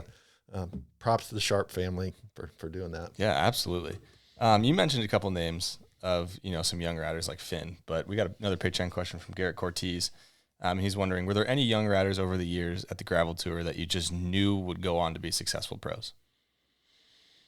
Well, there's a whole series of them. I mean, I've got, you know, again, Sovins were pretty easy. That's, again, low-hanging fruit. Yeah. You watch all of them. Again, they're doing stuff that you boggled your mind. What was really fun to see, and you go to the women's side of it, back when Dallas was riding, the women's division was not hard enough. So Mike Ferraro would go, hey, just let her ride the outlaw division. And her going up against some of the better junior pro riders and putting the screws to them and riding them. So Megan did the same thing. I got pictures of a tiny Megan Ethel that I want to ride in them. I want to get pushed. And that was a neat thing to see, is watching these riders progress. But, you know, you had your Steel Lafferty's, your Daniel Powers, a ton of guys. And you had, you know, Amber Wing. She would show up when she came. And, you know, you saw through the years all the Danny Harf, you know, came and rode some of the events. But we would see them, but you could pretty much tell, you know, who was going places. Yeah. You know, and it's fun to see that, hey, hear them come on a podcast like yours and drop the gravel tour name and say that made a difference and, you know, helped get them going. Yeah. That's the reward for me. Yeah. It's a full circle moment, right? Yeah. And then them giving back, and then seeing the generational talent, seeing the kids of these kids come and ride in the events. Yeah. That's really cool. Yeah, it is super cool. So second part of that question from Garrett is, you know, what advice would you give to current kids who have dreams of being a pro rider? Again, this is probably the canned answer. Have fun with it. You know, if you're going to do it, try and balance having fun out. I look at, you know, when you ride find friends that you can ride with that will push you. And at some point you have to find some coaches that can really help guide you on this path. But like if I talk to Ferraro, you know, and I talked to him, he says, you need to find ways to keep it fun and be strategic in your training on some level, but ride with other kids that will push you and do it. But at some point you've got to get help beyond you. Like I look at Glenn Fletcher. Glenn has a group of riders that he takes young riders and helps them become much better riders and then prepares them to compete. You know, you look at Dallas and Rusty and Steele and all these kids that rode with him, and Max Sia, I think he's riding with him now. So some of these coaches just have the right way to reach kids, but, you know, ultimately riding with others that can push your riding and then learn how to train effectively, but try to keep it fun. You can overtrain. So I don't know, but it's fun seeing it. I mean, the grassroots things, especially when you do a series of events and you do like points for competing at each event, it gets competitive. I mean, it's fun. And the thing is, people will travel too. That was the other knock that we had against on our local events. The local dealers, boat dealers, said they weren't getting as many sales from our contests. Well, one, they weren't there. But two, I was bringing in people from outside Orlando, and they were just like, well, you've got people coming from North Carolina and Mexico and California to come ride your event, so that doesn't really help our local sales. Well, I'm sorry. I'm just doing the event. I mean, you can still come out and support. Well, we don't see the benefit from it. Okay. Yeah, that's tough. That's tough. So I think that's a good time to talk about, you know, partnerships that Performance has had. So you were with Nautique for 30 years? 30 years. Okay. Great company. Why did it end? I think their direction or the value of what they saw in our grassroots events, they didn't see enough value in it. I don't know. That would be a question for them. I can tell you we did some great things. Steve Carlton is product development. I don't know his title now, but he's a guy that, you know, oversees the boat development. And he worked for me. He was one of my third manager. Yeah. Did he ever rig some fishing line from the store to the bathroom? Is there a story on that one? Steve was very, So, do you really want to go down? Yeah, I want to go down. You brought him up, so this is perfect. So Steve Carlton is a innovator, and he's a little bit of a prankster too with his brother, Jeff, who worked for me. So in our old shop, we had a counter all the way at the front of the store, and Jeff was notorious for taking an office break and spending a little bit too much time in his office. Well, Steve figured out that if you remove the ceiling tile above the toilet and put all kinds of baby powder and assorted trash and merchandise and connected a fishing line to said tile and ran it all the way up to the front of the store, that when brother Jeff took an office break, you could create quite a calamity back in the office. And he navigated that, and his brother quickly exited the office that day. Love Steve Carlton. I love that.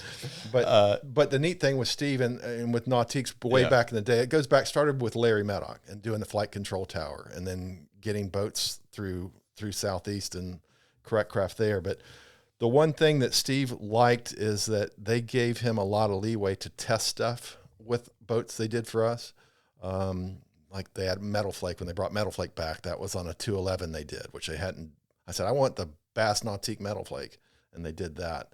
You know, another was doing stitching on the seats. And then I had Tony Teskey, the art guy, who's helped us, suggested doing boat graphics on the side, and they helped us put that on. And I think that became a staple for a lot of boats down the road. But just do stuff different. Again, boats ran great and provided us boats, so they innovative stuff. So, I mean, they built a great boat, but I don't know why. Again, they told me their focus was shifted to doing more regattas and stuff locally, which, you know, again, I'm not privy to what they're marketing, but great company, and they were super supportive of my business for a very long time. And, you know, things happen and well beyond me. So 30 years is a long time. Yeah. So how does MasterCraft happen then? Well, Nautique's biggest competitor. I had gotten the guys down at Gator Bait Wake down in Miami. They had run into a situation where they had shifted boats from Nautique to MasterCraft, and they were sending some customers up to buy product, and they would go, "Hey man, if you ever looking to do something with boats, I don't know what you're doing, you should talk to MasterCraft." And they gave me Greg Miller's name, and it was a rep at the time, and now he's I don't know what his official title is. He's my main guy at MasterCraft. But I called Greg out of the blue because at the time I had sold my boat just to pay bills, if we're being brutally honest. Just kind of economic times are tight, and you do what you got to do for your own business. And I didn't have a boat for the first time in probably 40 years. And Greg reached out and said, "What can we talk about boats?" And all of a sudden I've got a call with him and Matt McDevitt, and they're talking about flying me to Tennessee. We'd love to talk to you about boats. And basically they flew me to Tennessee, and we talked about Grassroots wakeboarding. I met with Fred, who was the president of MasterCraft Holdings there. They took me out in the boats, you know, and showed me what they're about. Because again, MasterCraft is a legacy brand. You look at their impact on the sport of wakeboarding and water skiing. They're one of those, you know, they're helped shape it. So to be considered like this was an option was great. But once I met these people and the culture of the company, and then got and experienced the boats and how great the wakes and how great they performed, it was like, yeah. So we got a boat we can ship down tomorrow if you want to. You know, we'd love to work with you, do grassroots events, and help us grow the brand. Say no more. Well, the biggest thing is I want to work with companies that want to do innovative, cool things that also want to grow the sport. And, you know, when one says that what you do doesn't have value, and then you have another one that's, you know, honestly, a very legendary brand says, I mean, we see value in you. We want to do events with you, and we think you can make a difference with our customers. Man, you run through a wall for them. And, you know, business wise, you know, it's hard walking away from a long time relationship. And, you know, Nautique family has been extremely good, you know, and again, I helped them sell a heck of a lot of boats, and they helped me sell a lot of product. It's a great relationship with going back to OWC and, you know, working at the cable park, and, you know, it was a solid relationship. But, you know, again, I want to work with people that are excited to work with us, and MasterCraft's done nothing but open their arms to me, and they're getting much more involved in tournaments. I mean, when Parks Double or Nothing contest came up, hey man, bring your boat down. We want to have it, at least not going to pull it, but it'll be out in the lake for it. And Steele and his girlfriend, they were shuttling VIPs out with it. Man, that was wow, that's really cool for my first thing. And we were waited to do our first contest because we wanted to really do it right. And I was nervous doing it because I hadn't, starting with a new brand, but it went incredibly well. And the wakes and the boats, I was all positive. So I'm excited. It's going to be some fun things. They've got some great plans that you'll hear more about, but great people, great culture. I mean, they believe in family fun and bringing families together on the water, which that's exciting because that's the same thing that we do. Yeah, 1,000%. So it sounds like there's some stuff in the pipeline too. Oh, yeah. There's more events. Okay. Oh, yeah. Good to hear that. So you touched on the difference between the brands themselves and kind of what their goals are. What about the boats themselves? Because you spent a lot of time in Nautiques. Now you're spending time in MasterCrafts. What are some things you've noticed between the two? Well, they're both great boats. I can't say anything negative about Nautiques. And I think anybody that gets behind a variety of different boats, wake shapes and how they, for all riders of different sports, you can do different things in different boats. The biggest thing in getting behind the MasterCraft was how much you can, the wake settings are very tried and true, whether you're a novice, intermediate, pro, you set it and it's amazing. The Ilmore motor, I've got the supercharged 6.3 is phenomenal. Again, quiet, efficient, runs great, and so powerful. Where it really shines, and the wake side we just didn't have any issues for any levels, and you didn't have to load the boat up with ballast to get the wake we wanted. It's great. Surf side, it's a game changer. Their surf system they have, you can change the shape, the height, the length, which Nautique's got a very traditional big push with their wake that people have known and loved, but people hadn't experienced the difference in the wake behind the XRS, and they were very, very happy with it, but they also wanted more. And that's a big thing. I think there's a huge opportunity for us to get more people behind the boat. You can do different things because you can adjust it more, which that flexibility to kind of fine tune the wake to your needs is unlike anything I've experienced. So I'm excited. I'm still learning too. I'm far from that. Would be probably a question for Travis. He could probably add a little bit more insight to that. But true. Yeah. He's he knows those boats. Spent the most time. So what rider do you think has had the biggest influence in wakeboarding? You might have already said their name. But I'm just curious. We covered the GOAT scenario. I mean, yep. I might. Well, I don't think you can shortchange what Byerly did with that twin tip. For a single design that really changed the game, him and Gator, when that came out, because that forced the industry to look at twin tips. So, on some level, you got to do that. I mean, Darren from a power and big trick, changed that game. But I think you go in different generations. If you look today, look like a Gavin Stuckey. I mean, a different deal. He's riding cable, but he's also riding boat. Raf, it's hard. It's different. So there's different elements. And I'm not going to say I'm the expert on this by any means. I mean, you can't argue with Danny Harf. What else did that guy do? If you go to women, go to Dallas Friday.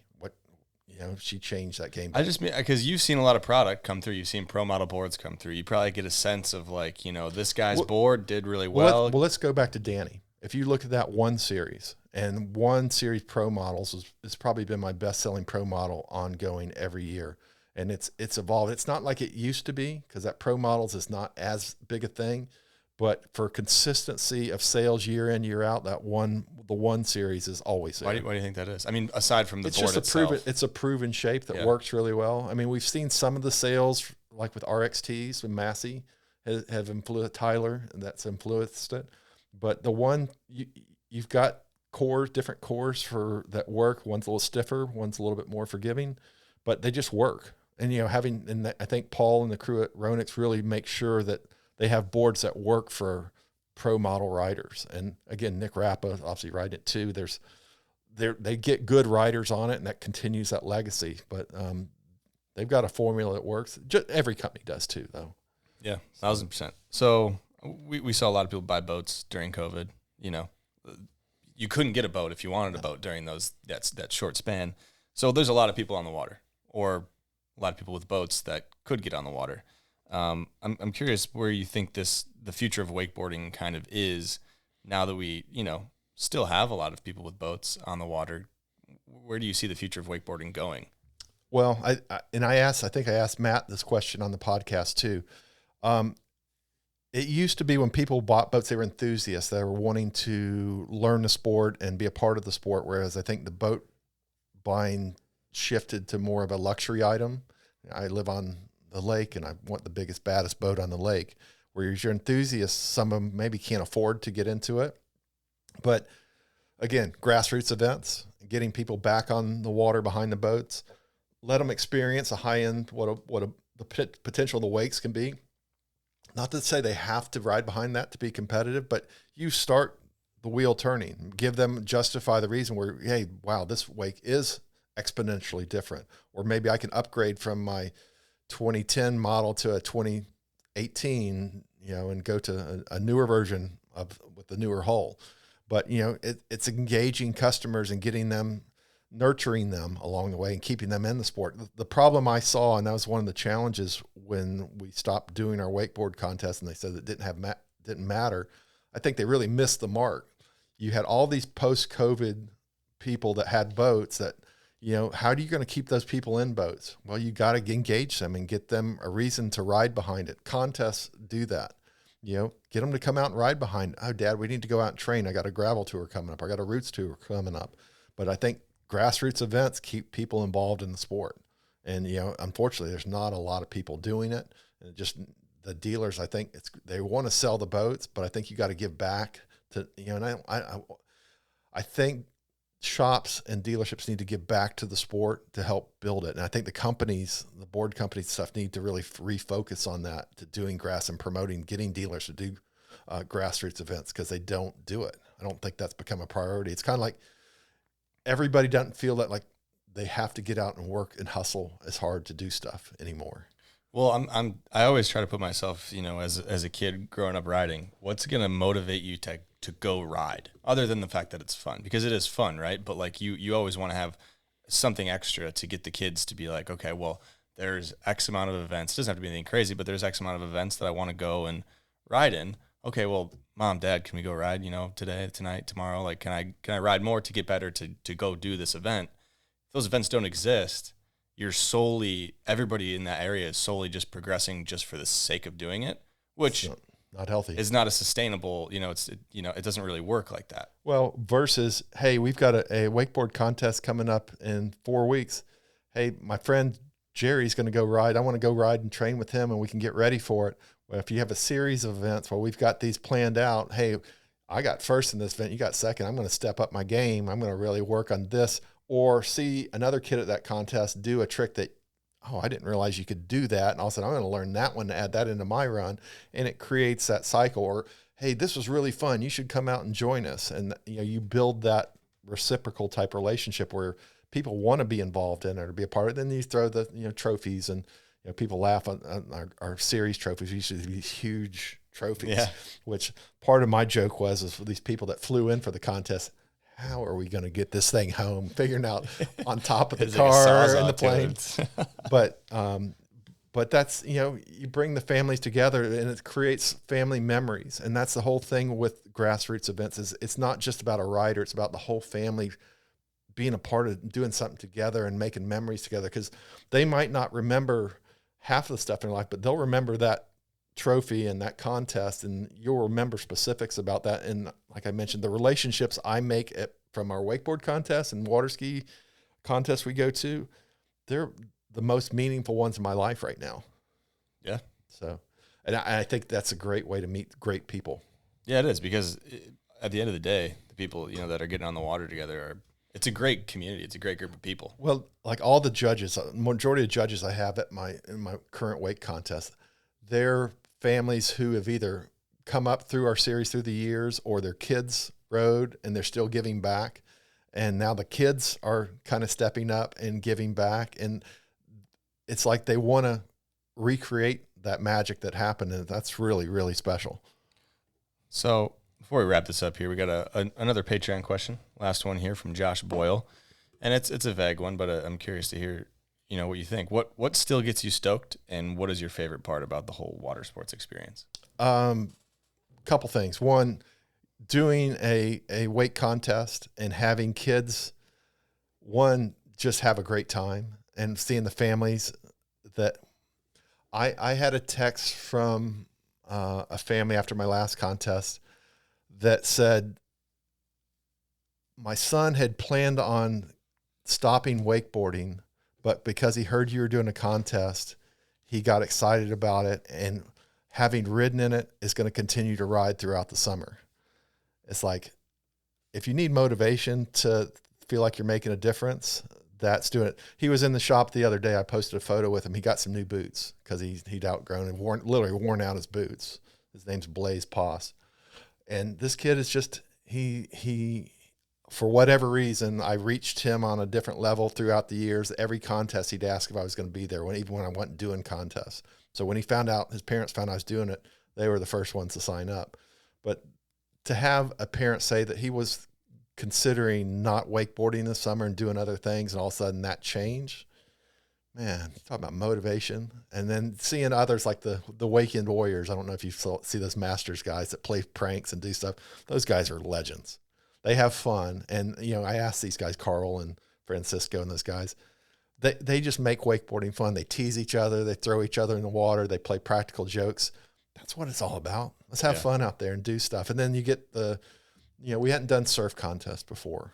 We'd always, so we did surf contests, and watching some of the young girls and we had ladies masters that were phenomenal surfers, but seeing them competitive and seeing those juices go, I mean, that was exciting. I had another family from Brooklyn, flew all the way down from Brooklyn. They were one of Jake Plott's students, but he said, "Hey, come do this." And they flew down, and I reached out to him, and they go, "Bill, this was everything we expected and more." And for me as an event person, that's because I'm looking, what didn't you like? I'm asking him, what can we do better? And he said, "Bill, this was everything we thought it would be and more." It's like, man, you're talking about warm, making you feel good about it. And, and I'm sitting there, I feel bad. I blew up the text to Greg Miller and Krista at MasterCraft to share this, because, man, that just made my day. Same thing with Ned Johnson. He said, I asked Ned, because he owns a business, and he does paddleboard excursions on Wekiva. I go, "Ned, what could I do different or better?" He said, "Bill," he sent me a picture of his son eating sushi with a big smile on his face, like, "You don't need to do anything better. My son is stoked." And then the next day, we all wore our shirts to school the next day. His Roots Tour shirts. Yeah. It's like, man. So you're making a difference. Well, and you're thinking about, you're kind of in the process of like rebuilding this grassroots movement, right? And to have it be successful, you have to have that reaction to it, because you have to create something so good that they're going to be looking forward to the next event or next year or whatever, to make it a not miss event. You can't miss this. Like, this is so it sounds like you're doing a good job of it. And I think that can be, replicated in different areas of the country to help start that movement back up again. I'm hopeful. I'm humble enough to know that we can't let our guard down, though. We've got to continue to try to do a really great job on it. Oh, yeah. But the key for me is I've got great people helping me do it. Again, it's not me. I'm part of it, but, whether it's Danielle, who's been with me forever doing it, and, I've got Fred and Randy and Tim Jeffries and Jakes and, those people that come and help make the event successful. It's this group of people that give their time and give back, and that's the community, that's wakeboarding, that this grassroots thing is built, and it creates special events. And it's hard work. I mean, it's long, hard work. It's not easy, and that's why I think a lot of people don't want to do it. But we do it. I'm not funded well. I mean, I'm not like I've got 20 sponsors paying for it, so we do it bare bones. But if you make the events fun, give them cool trophies and cool T-shirts. Tony Teskey does great art for our shirts, so people will want to wear them. It's not some huge. That is very important. T-shirt. Yeah, little things like that. It becomes a really cool thing. So it takes a village, but it takes a great group of people to help pull this off. And luckily I've got some people helping me look really good from it. that's all you can ask for, right? I mean, that's perfect. So I guess before we kind of touch on some thank yous, I'm curious on what the future of performance ski and surf looks like. We're navigating that. I love what I do, and I've got a ton of knowledge that, again, the hardest part of what I face is helping educate my staff for the next generation, but I've got good people with me. but there's a lot of figuring out how to make money in the business and be profitable. And we're not getting rich by any means right now. But you can make a difference in people's lives by what we do. Things like this are important. Again, doing grassroots events are important. I'm hopeful the industry will figure itself out because we're going through a lot of change right now. Hopefully they can re-embrace doing events and some of the stuff that helped build it. And some of it's going to be the evolution of the sport. Sport will change and there'll be different technology and different stuff coming. I don't know. Ask me back in about 5 years and we'll see. I absolutely will. But I'm immersed in it. I'm excited. Hopefully there'll be some potential things that we can do with MasterCraft to do really cool events. Yeah, it sounds like there is some exciting the things. folks from Action, Jerry Brower, I think him and I think a lot alike about things. So I'm excited to hear some of his ideas about things we can do to help grow the sales of boats here in the area. I know Orlando's a key market for MasterCraft and they want to do a better job here, but also nationally. But I think there's some good things coming. So I'm excited about it. So yeah, definitely shout out Jerry Brower. Yeah, I wouldn't be here without JB, that's for sure. Well, and there's limitations. Like I need people around me that are smarter than me in different areas. Maybe I'm not as smart on, and then let me utilize the knowledge I have in areas to help.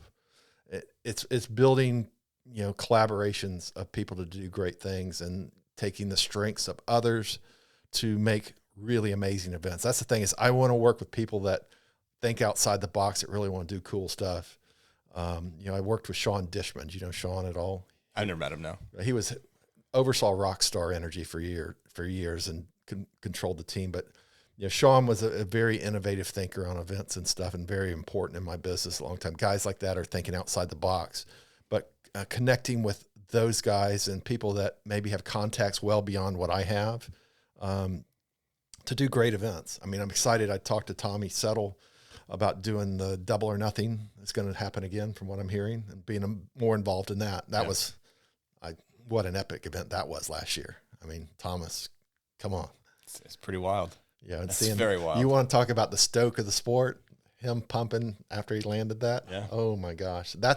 I hadn't seen that excitement at a wake contest in a long time. Man, the crowd was crazy. Yeah. So big props to Parks for and MasterCraft and Red Bull for doing that.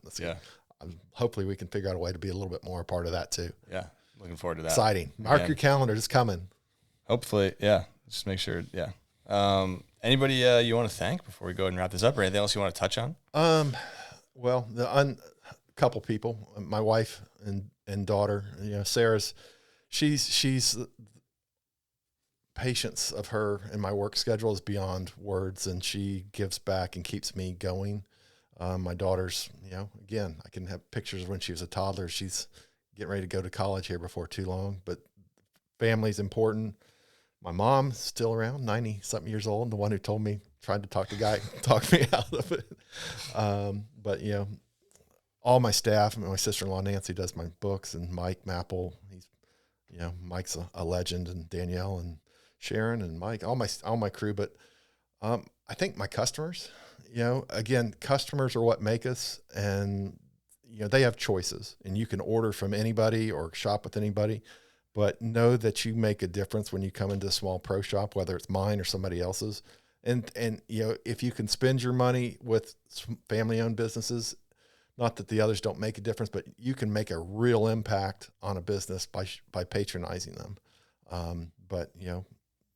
I'm very, very fortunate, and the Square One guys, Brian Gardner, and him and Paul Obrien have been an integral part of our success, and all the companies. I mean, but those guys I lean on them. I can tell you that before I sat down at this mic, I called and spoke to Brian, asked his advice on just as a mentor on some level. Cause you've got a very public forum, and, I value wisdom, and, lean on people that are smarter than you. So that's some of the best advice, you can get is lean on people that are smarter than you. Yeah. It'll just continue to elevate you. But thank you for what you're doing. I mean, the sport needs this. The sport needs more things like this to get the message out, and to ask tough questions, and maybe to push buttons to create change, because creating positive change in the sport is important.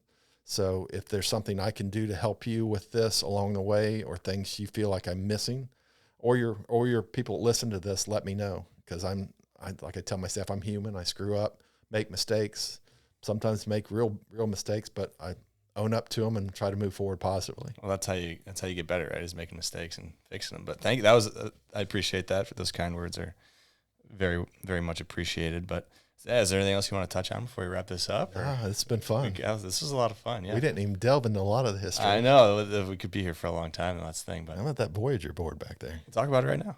Run through that board.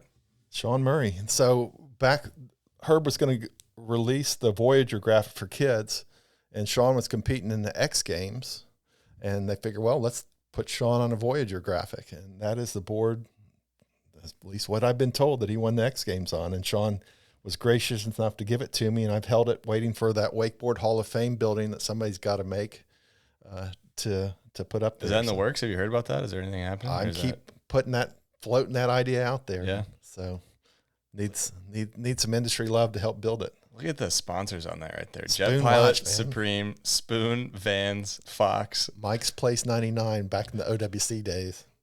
That's a yeah. You got a lot. Vans was a big deal back in the day. Actually, Mantra sunglasses. Is that on there? Yeah. Where is that? Down on the circle on the bottom. Oh, that's the circle on the bottom. Yeah. He was rolling in it. Yeah. I mean, still probably is, but yeah, that's well, this has been a good pod, good chat. I'd love to have you back on at some point and continue to delve into some more wakeboarding industry stuff. I guess it's been a good time here. Thanks to the Patreon members too for supporting it, and also the questions. There was a lot. You racked up quite a few Patreon questions, which I was not surprised by. But no, it's good. The thing is that you provide a way to ask questions that people maybe might be afraid to ask, or that thinks they need to be asked. So it's a nice way to kind of get some other ideas thrown out to it helps. It helps a ton too, because they'll the members, there's enough now at this point where they'll come up with things that I couldn't have even thought about, or in any form of research, I could never get. So huge thank you to all the Patreon subscribers. It really does. $10 a month. Come on. You heard it here first. Yeah. It's a couple beers, a couple coffee, no big deal. So yeah, thanks for coming on, man. This was a lot of fun. Yeah. Thanks everyone for tuning in. Make sure to like, comment, subscribe. If you're on the YouTube, if you're listening on Apple or Spotify, make sure to rate 5 stars if you guys are interested. And as always, if you like the podcast, sharing it is the best way to do that, whether text it to a friend or share it on social media. That helps a lot. But thanks for coming on. Thanks for tuning in. We'll see you guys next time.